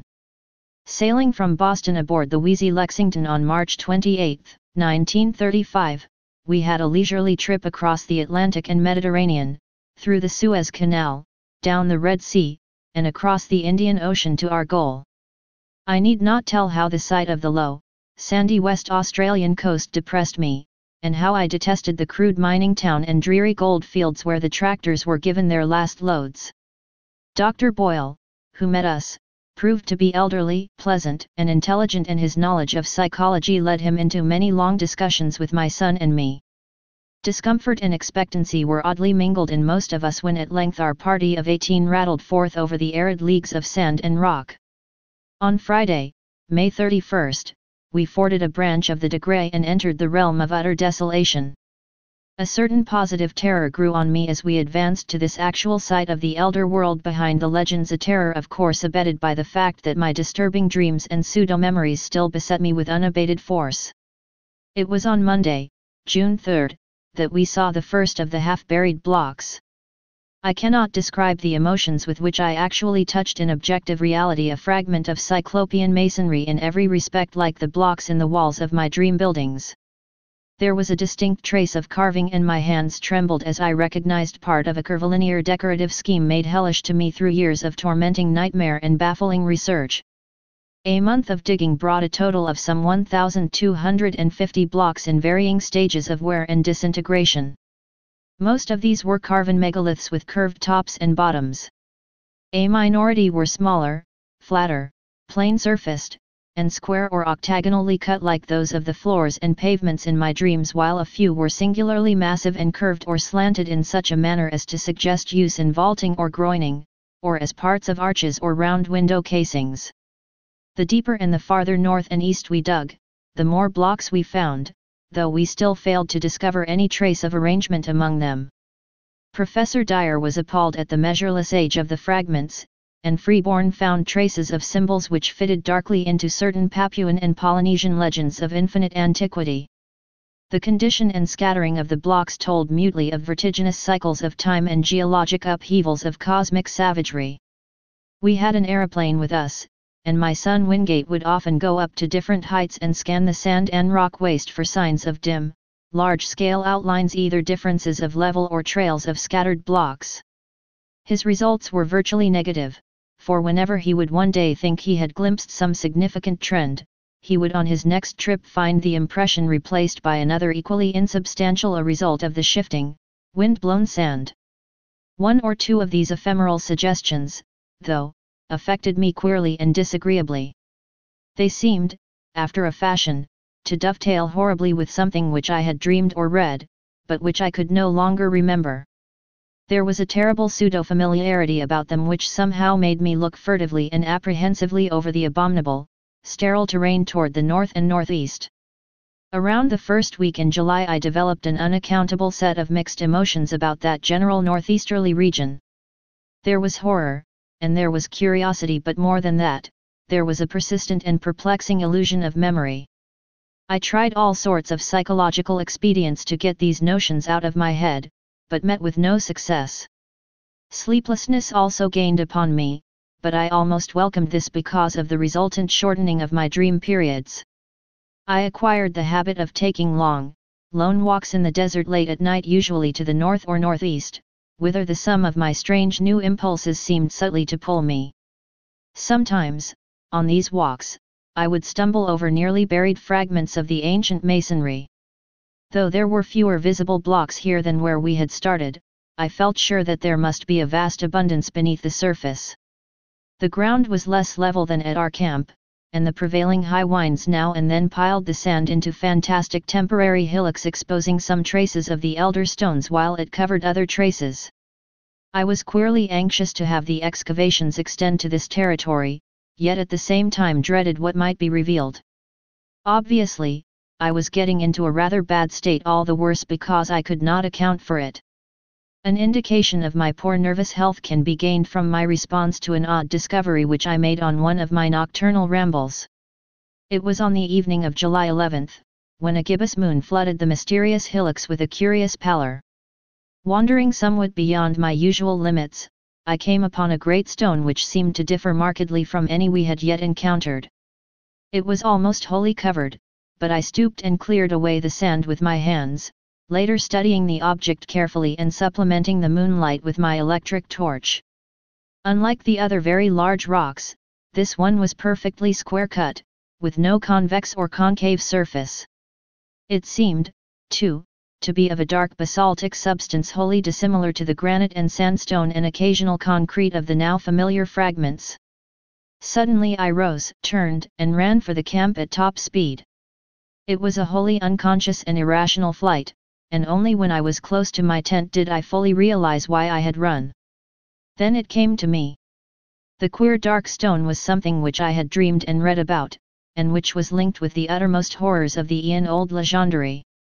It was one of the blocks of that basaltic elder masonry which the fabled great race held in such fear, the tall, windowless ruins left by those brooding, half-material, alien things that festered in earth's nether abysses and against whose wind-like, invisible forces the trapdoors were sealed and the sleepless sentinels posted. I remained awake all that night, but by dawn realized how silly I had been to let the shadow of a myth upset me. Instead of being frightened, I should have had a discoverer's enthusiasm. The next forenoon I told the others about my find, and Dyer, Freeborn, Boyle, my son, and I set out to view the anomalous block. Failure, however, confronted us. I had formed no clear idea of the stone's location, and a late wind had wholly altered the hillocks of shifting sand. 6. I come now to the crucial and most difficult part of my narrative, all the more difficult because I cannot be quite certain of its reality. At times I feel uncomfortably sure that I was not dreaming or deluded, and it is this feeling in view of the stupendous implications which the objective truth of my experience would raise which impels me to make this record. My son, a trained psychologist with the fullest and most sympathetic knowledge of my whole case, shall be the primary judge of what I have to tell. First let me outline the externals of the matter, as those at the camp know them. On the night of July 1718, after a windy day, I retired early but could not sleep. Rising shortly before 11, and afflicted as usual with that strange feeling regarding the northeastward terrain, I set out on one of my typical nocturnal walks, seeing and greeting only one person, an Australian miner named Tupper, as I left our precincts. The moon, slightly past full, shone from a clear sky and drenched the ancient sands with a white, leprous radiance which seemed to me somehow infinitely evil. There was no longer any wind, nor did any return for nearly 5 hours, as amply attested by Tupper and others who did not sleep through the night. The Australian last saw me walking rapidly across the pallid, secret guarding hillocks toward the northeast. About 3:30 a.m. a violent wind blew up, waking everyone in camp and felling 3 of the tents. The sky was unclouded, and the desert still blazed with that leprous moonlight. As the party saw to the tents, my absence was noted, but in view of my previous walks this circumstance gave no one alarm. And yet as many as 3 men, all Australians, seemed to feel something sinister in the air. Mackenzie explained to Professor Freeborn that this was a fear picked up from blackfellow folklore, the natives having woven a curious fabric of malignant myth about the high winds which at long intervals sweep across the sands under a clear sky. Such winds, it is whispered, blow out of the great stone huts under the ground where terrible things have happened and are never felt except near places where the big marked stones are scattered. Close to 4 the gale subsided as suddenly as it had begun, leaving the sand hills in new and unfamiliar shapes. It was just past 5, with the bloated, fungoid moon sinking in the west, when I staggered into camp hatless, tattered, features scratched and ensanguined, and without my electric torch. Most of the men had returned to bed, but Professor Dyer was smoking a pipe in front of his tent. Seeing my winded and almost frenzied state, he called Dr. Boyle, and the 2 of them got me on my cot and made me comfortable. My son, roused by the stir, soon joined them, and they all tried to force me to lie still and attempt sleep. But there was no sleep for me. My psychological state was very extraordinary, different from anything I had previously suffered. After a time I insisted upon talking nervously and elaborately explaining my condition.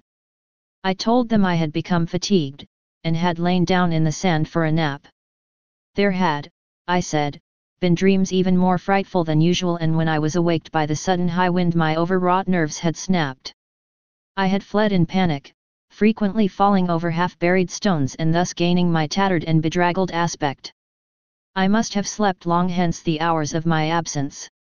Of anything strange either seen or experienced I hinted absolutely nothing, exercising the greatest self-control in that respect. But I spoke of a change of mind regarding the whole work of the expedition, and earnestly urged a halt in all digging toward the northeast. My reasoning was patently weak, for I mentioned a dearth of blocks, a wish not to offend the superstitious miners, a possible shortage of funds from the college, and other things either untrue or irrelevant.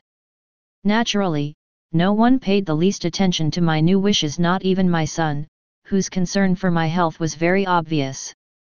The next day I was up and around the camp, but took no part in the excavations. Seeing that I could not stop the work, I decided to return home as soon as possible for the sake of my nerves, and made my son promise to fly me in the plane to Perth 1,000 miles to the southwest as soon as he had surveyed the region I wished let alone. If, I reflected, the thing I had seen was still visible, I might decide to attempt a specific warning even at the cost of ridicule. It was just conceivable that the miners who knew the local folklore might back me up. Humoring me, my son made the survey that very afternoon, flying over all the terrain my walk could possibly have covered. Yet nothing of what I had found remained in sight. It was the case of the anomalous basalt block all over again. The shifting sand had wiped out every trace. For an instant I half regretted having lost a certain awesome object in my stark fright, but now I know that the loss was merciful. I can still believe my whole experience an illusion, especially if, as I devoutly hope, that hellish abyss is never found. Wingate took me to Perth July 20th, though declining to abandon the expedition and return home. He stayed with me until the 25th, when the steamer for Liverpool sailed. Now, in the cabin of the Empress, I am pondering long and frantically on the entire matter, and have decided that my son at least must be informed. It shall rest with him whether to diffuse the matter more widely. In order to meet any eventuality, I have prepared this summary of my background as already known in a scattered way to others, and will now tell as briefly as possible what seemed to happen during my absence from the camp that hideous night. Nerves on edge, and whipped into a kind of perverse eagerness by that inexplicable, dread-mingled, pseudonymonic urge toward the northeast, I plodded on beneath the evil, burning moon. Here and there I saw, half shrouded by the sand, those primal cyclopean blocks left from nameless and forgotten eons. The incalculable age and brooding horror of this monstrous waste began to oppress me as never before, and I could not keep from thinking of my maddening dreams, of the frightful legends which lay behind them, and of the present fears of natives and miners concerning the desert and its carven stones. And yet I plodded on as if to some eldritch rendezvous, more and more assailed by bewildering fancies, compulsions, and pseudo-memories. I thought of some of the possible contours of the lines of stones as seen by my son from the air, and wondered why they seemed at once so ominous and so familiar. Something was fumbling and rattling at the latch of my recollection, while another unknown force sought to keep the portal barred. The night was windless, and the pallid sand curved upward and downward like frozen waves of the sea. I had no goal, but somehow ploughed along as if with fate-bound assurance. My dreams welled up into the waking world, so that each sand-embedded megalith seemed part of endless rooms and corridors of pre-human masonry, carved and hieroglyphed with symbols that I knew too well from years of custom as a captive mind of the great race. At moments I fancied I saw those omniscient conical horrors moving about at their accustomed tasks, and I feared to look down lest I find myself one with them in aspect. Yet all the while I saw the sand-covered blocks as well as the rooms and corridors, the evil, burning moon as well as the lamps of luminous crystal, the endless desert as well as the waving ferns and cycads beyond the windows. I was awake and dreaming at the same time. I do not know how long or how far, or indeed, in just what direction I had walked when I first spied the heap of blocks bared by the day's wind. It was the largest group in one place that I had so far seen, and so sharply did it impress me that the visions of fabulous eons faded suddenly away. Again there were only the desert and the evil moon and the shards of an unguist past. I drew close and paused, and cast the added light of my electric torch over the tumbled pile. A hillock had blown away, leaving a low, irregularly round mass of megaliths and smaller fragments some 40 feet across and from 2 to 8 feet high. From the very outset I realized that there was some utterly unprecedented quality about these stones. Not only was the mere number of them quite without parallel, but something in the sand-worn traces of design arrested me as I scanned them under the mingled beams of the moon and my torch. Not that any one differed essentially from the earlier specimens we had found. It was something subtler than that. The impression did not come when I looked at one block alone, but only when I ran my eye over several almost simultaneously. Then, at last, the truth dawned upon me. The curvilinear patterns on many of these blocks were closely related parts of one vast decorative conception. For the first time in this eon-shaken waste I had come upon a mass of masonry in its old position, tumbled and fragmentary, it is true, but none the less existing in a very definite sense. Mounting at a low place, I clambered laboriously over the heap, here and there clearing away the sand with my fingers, and constantly striving to interpret varieties of size, shape, and style, and relationships of design. After a while I could vaguely guess at the nature of the bygone structure, and at the designs which had once stretched over the vast surfaces of the primal masonry. The perfect identity of the whole with some of my dream glimpses appalled and unnerved me. This was once a cyclopean corridor 30 feet tall, paved with octagonal blocks and solidly vaulted overhead. There would have been rooms opening off on the right, and at the farther end one of those strange inclined planes would have wound down to still lower depths. I started violently as these conceptions occurred to me, for there was more in them than the blocks themselves had supplied.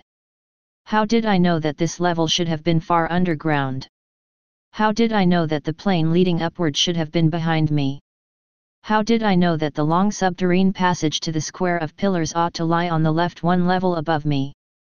How did I know that the room of machines, and the rightward leading tunnel to the central archives, ought to lie 2 levels below? How did I know that there would be one of those horrible, metal-banded trapdoors at the very bottom, 4 levels down? Bewildered by this intrusion from the dream world, I found myself shaking and bathed in a cold perspiration. Then, as a last, intolerable touch, I felt that faint, insidious stream of cool air trickling upward from a depressed place near the center of the huge heap. Instantly, as once before, my visions faded, and I saw again only the evil moonlight, the brooding desert, and the spreading tumulus of Paleogene masonry. Something real and tangible, yet fraught with infinite suggestions of night mystery, now confronted me. For that stream of air could argue but one thing: a hidden gulf of great size beneath the disordered blocks on the surface. My first thought was of the sinister black fellow legends of vast underground huts among the megaliths where horrors happen and great wines are born. Then thoughts of my own dreams came back, and I felt dim pseudo-memories tugging at my mind. What manner of place lay below me?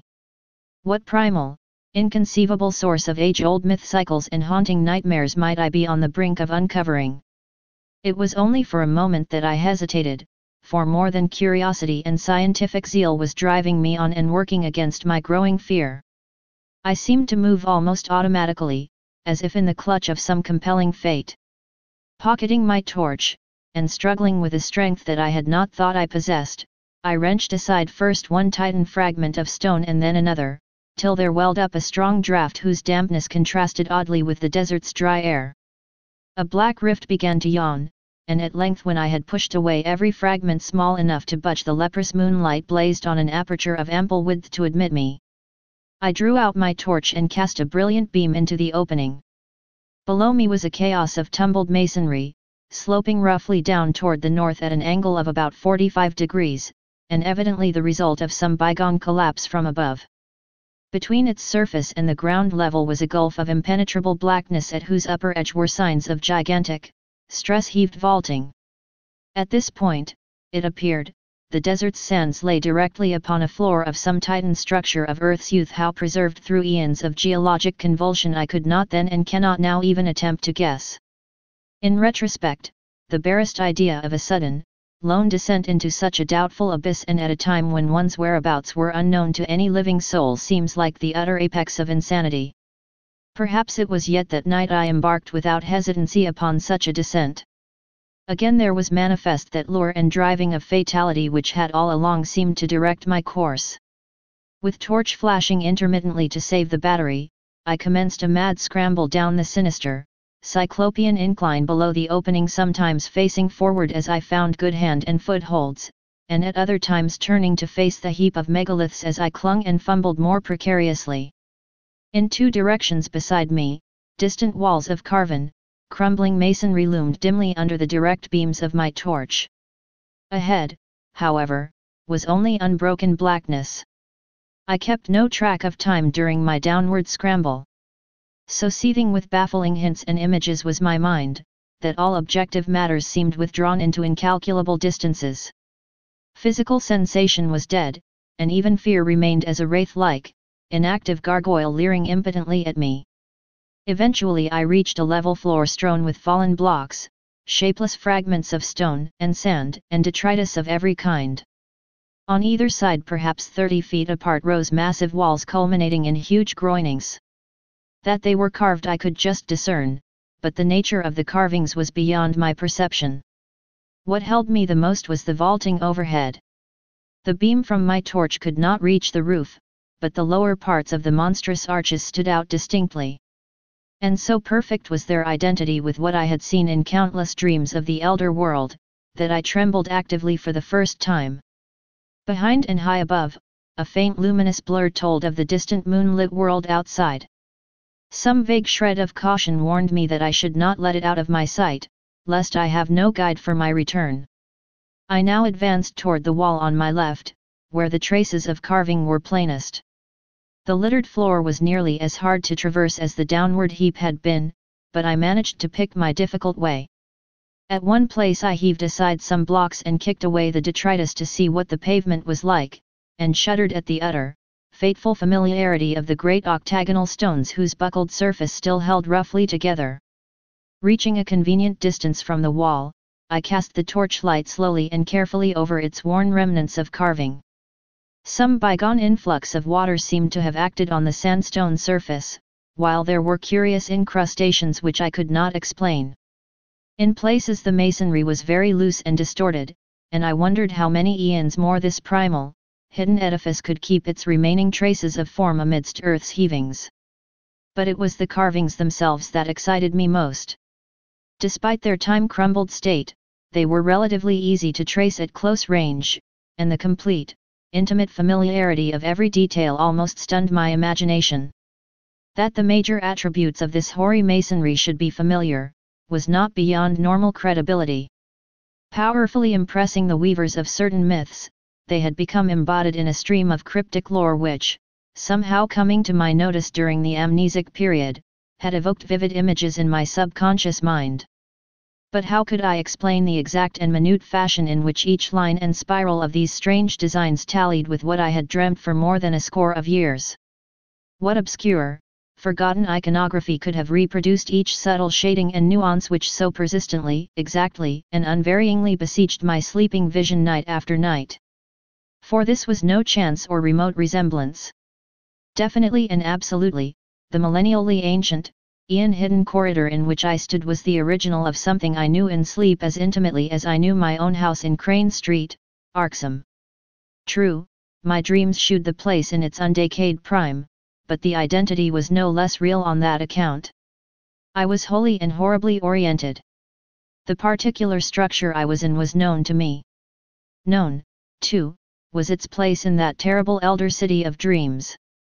That I could visit unerringly any point in that structure or in that city which had escaped the changes and devastations of uncounted ages, I realized with hideous and instinctive certainty.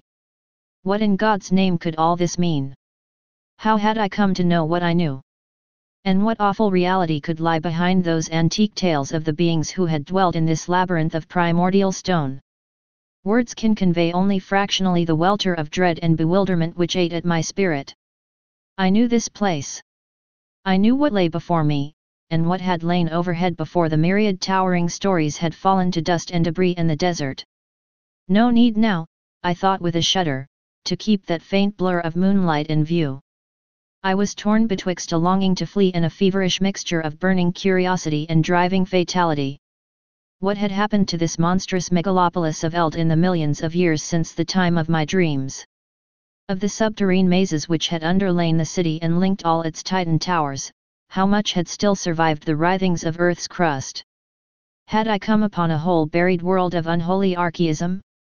Could I still find the house of the writing master, and the tower where Sgg Ha, a captive mind from the star-headed vegetable carnivores of Antarctica, had chiseled certain pictures on the blank spaces of the walls?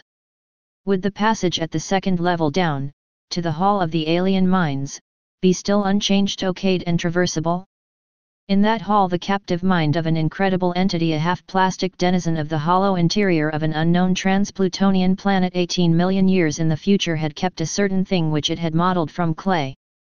I shut my eyes and put my hand to my head in a vain, pitiful effort to drive these insane dream fragments from my consciousness. Then, for the first time, I felt acutely the coolness, motion, and dampness of the surrounding air. Shuddering, I realized that a vast chain of dead black gulfs must indeed be yawning somewhere beyond and below me. I thought of the frightful chambers and corridors and inclines as I recalled them from my dreams. Would the way to the central archives still be open? Again that driving fatality tugged insistently at my brain as I recalled the awesome records that once lay cased in those rectangular vaults of rustless metal. There, said the dreams and legends, had reposed the whole history, past and future, of the cosmic space-time continuum written by captive minds from every orb and every age in the solar system. Madness, of course, but had I not now stumbled into a night world as mad as I? I thought of the locked metal shelves, and of the curious knob twistings needed to open each one. My own came vividly into my consciousness. How often had I gone through that intricate routine of varied turns and pressures in the terrestrial vertebrate section on the lowest level? Every detail was fresh and familiar. If there were such a vault as I had dreamed of, I could open it in a moment. It was then that madness took me utterly. An instant later, and I was leaping and stumbling over the rocky debris toward the well-remembered incline to the depths below. 7. From that point forward my impressions are scarcely to be relied on. Indeed, I still possess a final, desperate hope that they all form parts of some demoniac dream or illusion born of delirium. A fever raged in my brain, and everything came to me through a kind of haze, sometimes only intermittently. The rays of my torch shot feebly into the engulfing blackness, bringing phantasmal flashes of hideously familiar walls and carvings, all blighted with the decay of ages. In one place a tremendous mass of vaulting had fallen, so that I had to clamber over a mighty mound of stones reaching almost to the ragged, grotesquely stalactite roof. It was all the ultimate apex of nightmare, made worse by the blasphemous tug of pseudo-memory. One thing only was unfamiliar, and that was my own size in relation to the monstrous masonry. I felt oppressed by a sense of unwanted smallness, as if the sight of these towering walls from a mere human body was something wholly new and abnormal. Again and again I looked nervously down at myself, vaguely disturbed by the human form I possessed. Onward through the blackness of the abyss I leaped, plunged, and staggered, often falling and bruising myself, and once nearly shattering my torch. Every stone and corner of that demoniac gulf was known to me, and at many points I stopped to cast beams of light through choked and crumbling yet familiar archways. Some rooms had totally collapsed, others were bare or debris-filled. In a few I saw masses of metal, some fairly intact, some broken, and some crushed or battered, which I recognized as the colossal pedestals or tables of my dreams. What they could in truth have been, I dared not guess. I found the downward incline and began its descent, though after a time halted by a gaping, ragged chasm whose narrowest point could not be much less than 4 feet across. Here the stonework had fallen through, revealing incalculable inky depths beneath. I knew there were 2 more cellar levels in this Titan edifice, and trembled with fresh panic as I recalled the metal clamped trapdoor on the lowest one. There could be no guards now, for what had lurked beneath had long since done its hideous work and sunk into its long decline. By the time of the post-human beetle race it would be quite dead. And yet, as I thought of the native legends, I trembled anew. It cost me a terrible effort to vault that yawning chasm, since the littered floor prevented a running start, but madness drove me on. I chose a place close to the left-hand wall where the rift was least wide and the landing spot reasonably clear of dangerous debris, and after one frantic moment reached the other side in safety. At last, gaining the lower level, I stumbled on past the archway of the room of machines, within which were fantastic ruins of metal half buried beneath fallen vaulting. Everything was where I knew it would be, and I climbed confidently over the heaps which barred the entrance of a vast transverse corridor. This, I realized, would take me under the city to the central archives. Endless ages seemed to unroll as I stumbled, leaped, and crawled along that debris-cluttered corridor. Now and then I could make out carvings on the age-stained walls, some familiar, others seemingly added since the period of my dreams. Since this was a subterrane house-connecting highway, there were no archways save when the route led through the lower levels of various buildings. At some of these intersections I turned aside long enough to look down well-remembered corridors and into well-remembered rooms. Twice only did I find any radical changes from what I had dreamed of, and in one of these cases I could trace the sealed-up outlines of the archway I remembered. I shook violently, and felt a curious surge of retarding weakness, as I steered a hurried and reluctant course through the crypt of one of those great windowless ruined towers whose alien basalt masonry bespoke a whispered and horrible origin. This primal vault was round and fully 200 feet across, with nothing carved upon the dark-hued stonework. The floor was here free from anything save dust and sand, and I could see the apertures leading upward and downward. There were no stairs or inclines indeed. My dreams had pictured those elder towers as wholly untouched by the fabulous great race. Those who had built them had not needed stairs or inclines. In the dreams, the downward aperture had been tightly sealed and nervously guarded. Now it lay open, black and yawning, and giving forth a current of cool, damp air. Of what limitless caverns of eternal night might brood below, I would not permit myself to think. Later, clawing my way along a badly heaped section of the corridor, I reached a place where the roof had wholly caved in. The debris rose like a mountain, and I climbed up over it, passing through a vast empty space where my torchlight could reveal neither walls nor vaulting. This, I reflected, must be the cellar of the House of the Metal Purveyors, fronting on the third square not far from the archives. What had happened to it I could not conjecture. I found the corridor again beyond the mountain of detritus and stones, but after a short distance encountered a wholly choked place where the fallen vaulting almost touched the perilously sagging ceiling. How I managed to wrench and tear aside enough blocks to afford a passage. And how I dared disturb the tightly packed fragments when the least shift of equilibrium might have brought down all the tons of superincumbent masonry to crush me to nothingness, I do not know. It was sheer madness that impelled and guided me if, indeed, my whole underground adventure was not as I hope a hellish delusion or phase of dreaming. But I did make or dream that I made a passage that I could squirm through. As I wriggled over the mound of debris my torch, switched continuously on, thrust deeply within my mouth I felt myself torn by the fantastic stalactites of the jagged floor above me. I was now close to the great underground archival structure which seemed to form my goal. Sliding and clambering down the farther side of the barrier, and picking my way along the remaining stretch of corridor with handheld, intermittently flashing torch, I came at last to a low, circular crypt with arches still in a marvelous state of preservation opening off on every side. The walls, or such parts of them as lay within reach of my torchlight, were densely hieroglyphed and chiseled with typical curvilinear symbols, some added since the period of my dreams. This, I realized, was my fated destination, and I turned at once through a familiar archway on my left. That I could find a clear passage up and down the incline to all the surviving levels, I had oddly little doubt.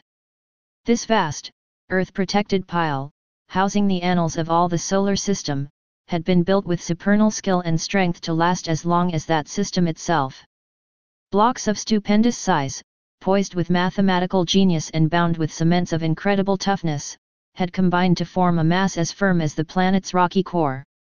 Here, after ages more prodigious than I could sanely grasp, its buried bulk stood in all its essential contours, the vast, dust-drifted floors scarce sprinkled with the litter elsewhere so dominant.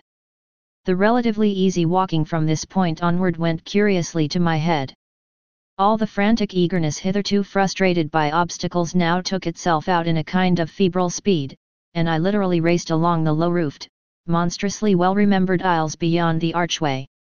I was past being astonished by the familiarity of what I saw.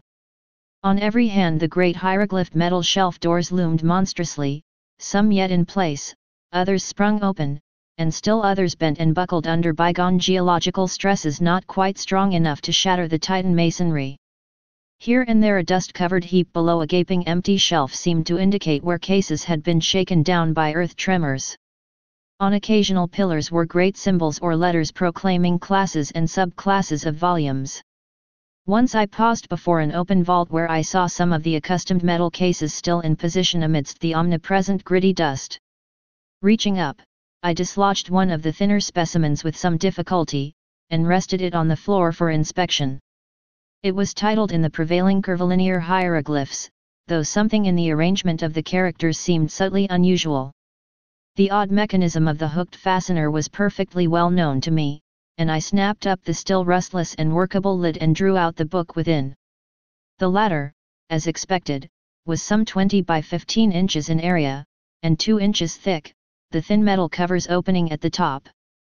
Its tough cellulose pages seemed unaffected by the myriad cycles of time they had lived through, and I studied the queerly pigmented, brush-drawn letters of the text symbols utterly unlike either the usual curved hieroglyphs or any alphabet known to human scholarship with a haunting, half-aroused memory. It came to me that this was the language used by a captive mind I had known slightly in my dreams, a mind from a large asteroid on which had survived much of the archaic life and lore of the primal planet whereof it formed a fragment. At the same time I recalled that this level of the archives was devoted to volumes dealing with the non-terrestrial planets. As I ceased poring over this incredible document, I saw that the light of my torch was beginning to fail, hence quickly inserted the extra battery I always had with me. Then, armed with the stronger radiance, I resumed my feverish racing through unending tangles of aisles and corridors, recognizing now and then some familiar shelf, and vaguely annoyed by the acoustic conditions which made my footfalls echo incongruously in these catacombs of eon-long death and silence. The very prints of my shoes behind me in the millennially untrodden dust made me shudder. Never before, if my mad dreams held anything of truth, had human feet pressed upon those immemorial pavements. Of the particular goal of my insane racing, my conscious mind held no hint. There was, however, some force of evil potency pulling at my dazed will and buried recollections, so that I vaguely felt I was not running at random. I came to a downward incline and followed it to profounder depths. Floors flashed by me as I raced, but I did not pause to explore them. In my whirling brain there had begun to beat a certain rhythm which set my right hand twitching in unison. I wanted to unlock something, and felt that I knew all the intricate twists and pressures needed to do it. It would be like a modern safe with a combination lock. Dream or not, I had once known and still knew. How any dream or scrap of unconsciously absorbed legend could have taught me a detail so minute, so intricate, and so complex, I did not attempt to explain to myself. I was beyond all coherent thought. For was not this whole experience this shocking familiarity with a set of unknown ruins, and this monstrously exact identity of everything before me with what only dreams and scraps of myth could have suggested, a horror beyond all reason? Probably it was my basic conviction then, as it is now during my saner moments, that I was not awake at all, and that the entire buried city was a fragment of febrile hallucination. Eventually I reached the lowest level and struck off to the right of the incline. For some shadowy reason I tried to soften my steps, even though I lost speed thereby. There was a space I was afraid to cross on this last, deeply buried floor, and as I drew near it I recalled what thing in that space I feared. It was merely one of the metal-barred and closely guarded trapdoors. There would be no guards now, and on that account I trembled and tiptoed as I had done in passing through that black basalt vault where a similar trapdoor had yawned. I felt a current of cool, damp air, as I had felt there, and wished that my course led in another direction. Why I had to take the particular course I was taking, I did not know. When I came to the space I saw that the trapdoor yawned widely open. Ahead the shelves began again, and I glimpsed on the floor before one of them a heap very thinly covered with dust, where a number of cases had recently fallen. At the same moment a fresh wave of panic clutched me, though for some time I could not discover why. Heaps of fallen cases were not uncommon, for all through the eons this lightless labyrinth had been racked by the heavings of earth and had echoed at intervals to the deafening clatter of toppling objects. It was only when I was nearly across the space that I realized why I shook so violently. Not the heap, but something about the dust of the level floor was troubling me. In the light of my torch it seemed as if that dust were not as even as it ought to be. There were places where it looked thinner, as if it had been disturbed not many months before. I could not be sure, for even the apparently thinner places were dusty enough, yet a certain suspicion of regularity in the fancied unevenness was highly disquieting. When I brought the torchlight close to one of the queer places I did not like what I saw, for the illusion of regularity became very great. It was as if there were regular lines of composite impressions that went in threes, each slightly over a foot square, and consisting of 5 nearly circular 3-inch prints, one in advance of the other 4. These possible lines of foot-square impressions appeared to lead in 2 directions, as if something had gone somewhere and returned. They were of course very faint, and may have been illusions or accidents, but there was an element of dim, fumbling terror about the way I thought they ran. For at one end of them was the heap of cases which must have clattered down not long before, while at the other end was the ominous trap-door with the cool, damp wind, yawning unguarded down to abysses past imagination. 8. That my strange sense of compulsion was deep and overwhelming is shown by its conquest of my fear. No rational motive could have drawn me on after that hideous suspicion of prints and the creeping dream memories it excited. Yet my right hand, even as it shook with fright, still twitched rhythmically in its eagerness to turn a lock it hoped to find. Before I knew it I was past the heap of lately fallen cases and running on tiptoe through aisles of utterly unbroken dust toward a point which I seemed to know morbidly, horribly well. My mind was asking itself questions whose origin and relevancy I was only beginning to guess. Would the shelf be reachable by a human body? Could my human hand master all the remembered motions of the lock? Would the lock be undamaged and workable? And what would I do, what dare I do with what, as I now commenced to realize, I both hoped and feared to find? Would it prove the awesome, brain-shattering truth of something past normal conception, or shew only that I was dreaming? The next I knew I had ceased my tiptoe racing and was standing still, staring at a row of maddeningly familiar hieroglyphed shelves. They were in a state of almost perfect preservation, and only 3 of the doors in this vicinity had sprung open. My feelings toward these shelves cannot be described, so utter and insistent was the sense of old acquaintance. I was looking high up, at a row near the top and wholly out of my reach, and wondering how I could climb to best advantage. An open door 4 rows from the bottom would help, and the locks of the closed doors formed possible holds for hands and feet. I would grip the torch between my teeth as I had in other places where both hands were needed. Above all, I must make no noise. How to get down what I wished to remove would be difficult, but I could probably hook its movable fastener in my coat collar and carry it like a knapsack. Again I wondered whether the lock would be undamaged. That I could repeat each familiar motion I had not the least doubt. But I hoped the thing would not scrape or creak and that my hand could work it properly. Even as I thought these things I had taken the torch in my mouth and begun to climb. The projecting locks were poor supports, but as I had expected, the opened shelf helped greatly. I used both the difficultly swinging door and the edge of the aperture itself in my ascent, and managed to avoid any loud creaking. Balanced on the upper edge of the door, and leaning far to my right, I could just reach the lock I sought. My fingers, half numb from climbing, were very clumsy at first, but I soon saw that they were anatomically adequate. And the memory rhythm was strong in them. Out of unknown gulfs of time the intricate secret motions had somehow reached my brain correctly in every detail, for after less than 5 minutes of trying there came a click whose familiarity was all the more startling because I had not consciously anticipated it. In another instant the metal door was slowly swinging open with only the faintest grating sound. Dazedly I looked over the row of greyish case ends thus exposed, and felt a tremendous surge of some wholly inexplicable emotion. Just within reach of my right hand was a case whose curving hieroglyphs made me shake with a pang infinitely more complex than one of mere fright. Still shaking, I managed to dislodge it amidst a shower of gritty flakes, and ease it over toward myself without any violent noise. Like the other case I had handled, it was slightly more than 20 by 15 inches in size, with curved mathematical designs in low relief. In thickness it just exceeded 3 inches. Crudely wedging it between myself and the surface I was climbing, I fumbled with the fastener and finally got the hook free. Lifting the cover, I shifted the heavy object to my back, and let the hook catch hold of my collar.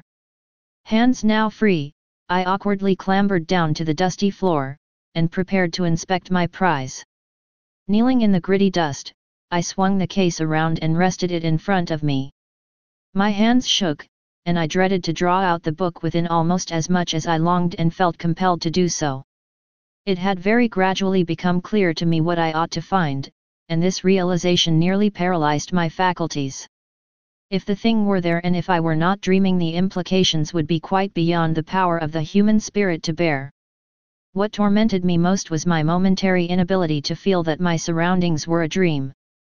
The sense of reality was hideous and again becomes so as I recall the scene. At length I tremblingly pulled the book from its container and stared fascinatedly at the well-known hieroglyphs on the cover. It seemed to be in prime condition, and the curvilinear letters of the title held me in almost as hypnotized a state as if I could read them. Indeed, I cannot swear that I did not actually read them in some transient and terrible access of abnormal memory. I do not know how long it was before I dared to lift that thin metal cover. I temporized and made excuses to myself. I took the torch from my mouth and shut it off to save the battery. Then, in the dark, I screwed up my courage, finally lifting the cover without turning on the light. Last of all I did indeed flash the torch upon the exposed page, steeling myself in advance to suppress any sound no matter what I should find. I looked for an instant, then almost collapsed. Clenching my teeth, however, I kept silence. I sank wholly to the floor and put a hand to my forehead amidst the engulfing blackness. What I dreaded and expected was there. Either I was dreaming, or time and space had become a mockery. I must be dreaming, but I would test the horror by carrying this thing back and shewing it to my son if it were indeed a reality. My head swam frightfully, even though there were no visible objects in the unbroken gloom to swirl around me. Ideas and images of the starkest terror excited by vistas which my glimpse had opened up began to throng in upon me and cloud my senses. I thought of those possible prints in the dust, and trembled at the sound of my own breathing as I did so. Once again I flashed on the light and looked at the page as a serpent's victim may look at his destroyer's eyes and fangs. Then, with clumsy fingers in the dark, I closed the book, put it in its container, and snapped the lid and the curious hooked fastener. This was what I must carry back to the outer world if it truly existed, if the whole abyss truly existed, if I, and the world itself, truly existed. Just when I tottered to my feet and commenced my return I cannot be certain. It comes to me oddly as a measure of my sense of separation from the normal world that I did not even once look at my watch during those hideous hours underground. Torch in hand, and with the ominous case under one arm, I eventually found myself tiptoeing in a kind of silent panic past the draft-giving abyss and those lurking suggestions of prints. I lessened my precautions as I climbed up the endless inclines, but could not shake off a shadow of apprehension which I had not felt on the downward journey. I dreaded having to repass through that black basalt crypt that was older than the city itself, where cold draughts welled up from unguarded depths. I thought of that which the great race had feared, and of what might still be lurking, be it ever so weak and dying down there. I thought of those possible 5-circle prints and of what my dreams had told me of such prints and of strange whines and whistling noises associated with them.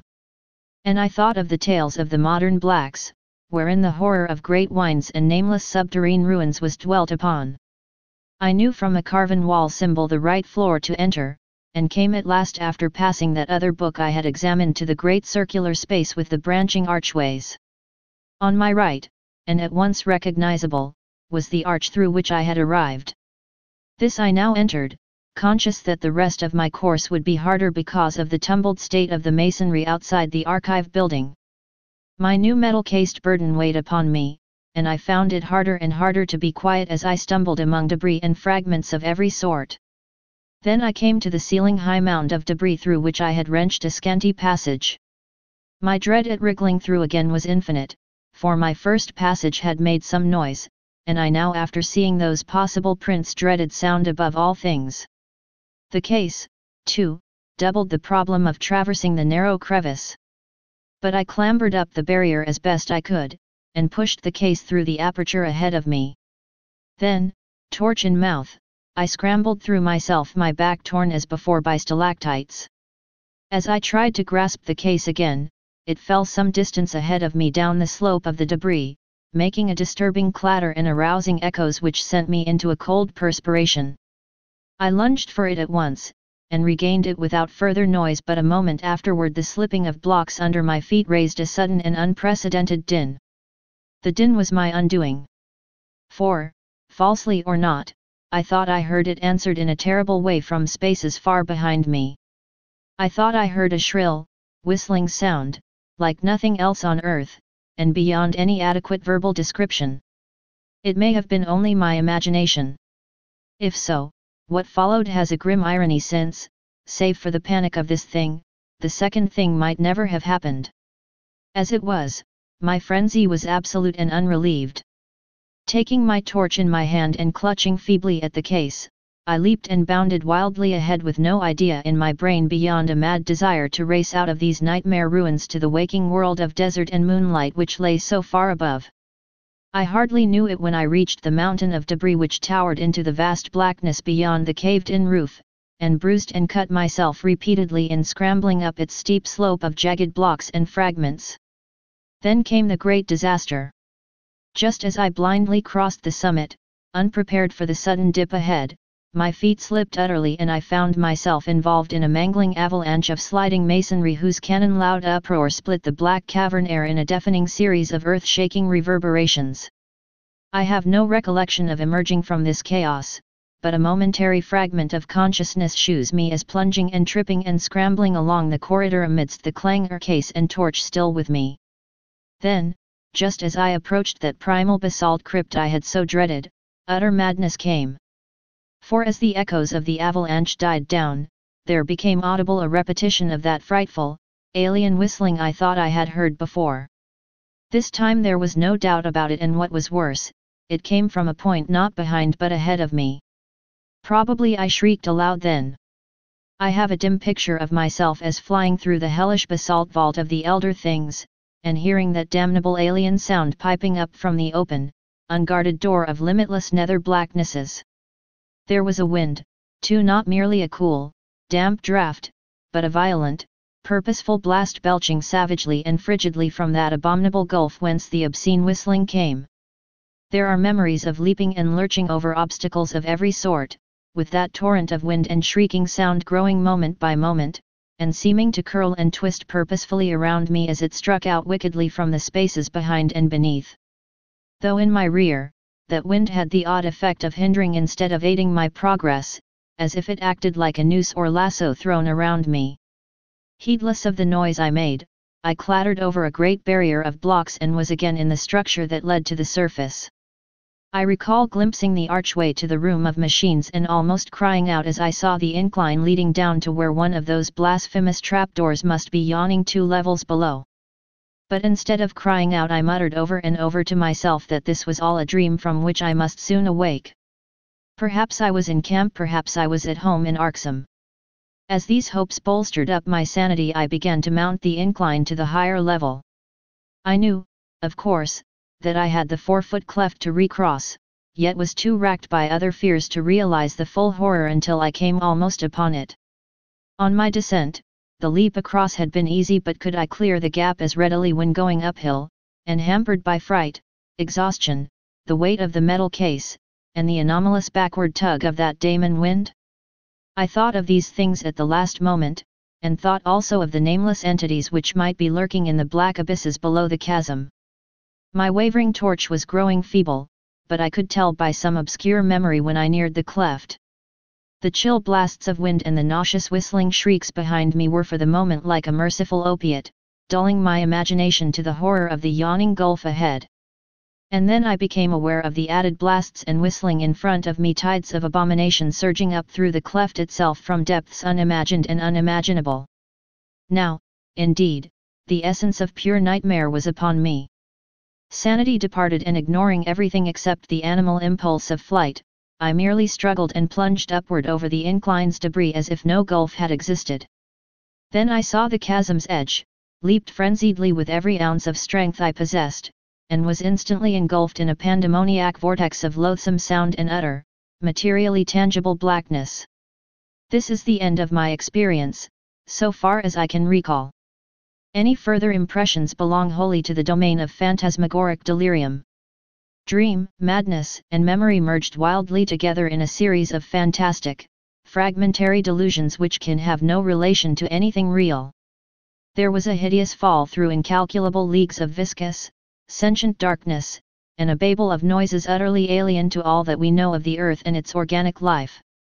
Dormant, rudimentary senses seemed to start into vitality within me, telling of pits and voids peopled by floating horrors and leading to sunless crags and oceans and teeming cities of windowless basalt towers upon which no light ever shone. Secrets of the primal planet and its immemorial eons flashed through my brain without the aid of sight or sound, and there were known to me things which not even the wildest of my former dreams had ever suggested. And all the while cold fingers of damp vapor clutched and picked at me, and that eldritch, damnable whistling shrieked fiendishly above all the alternations of babel and silence in the whirlpools of darkness around. Afterward there were visions of the cyclopean city of my dreams, not in ruins, but just as I had dreamed of it. I was in my conical, non-human body again, and mingled with crowds of the great race and the captive minds who carried books up and down the lofty corridors and vast inclines.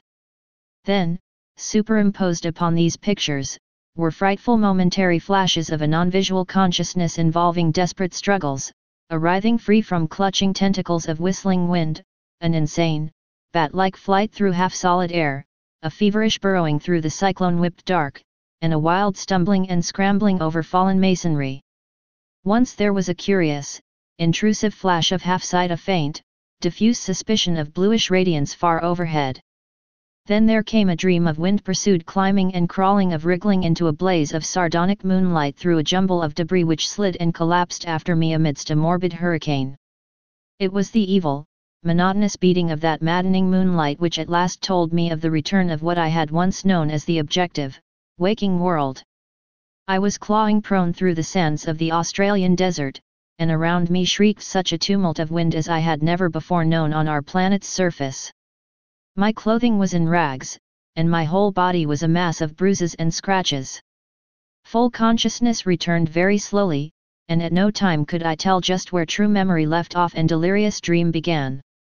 There had seemed to be a mound of Titan blocks, an abyss beneath it, a monstrous revelation from the past, and a nightmare horror at the end. But how much of this was real? My flashlight was gone, and likewise any metal case I may have discovered. Had there been such a case, or any abyss or any mound? Raising my head, I looked behind me, and saw only the sterile, undulant sands of the waste. The daemon wind died down, and the bloated, fungoid moon sank reddeningly in the west.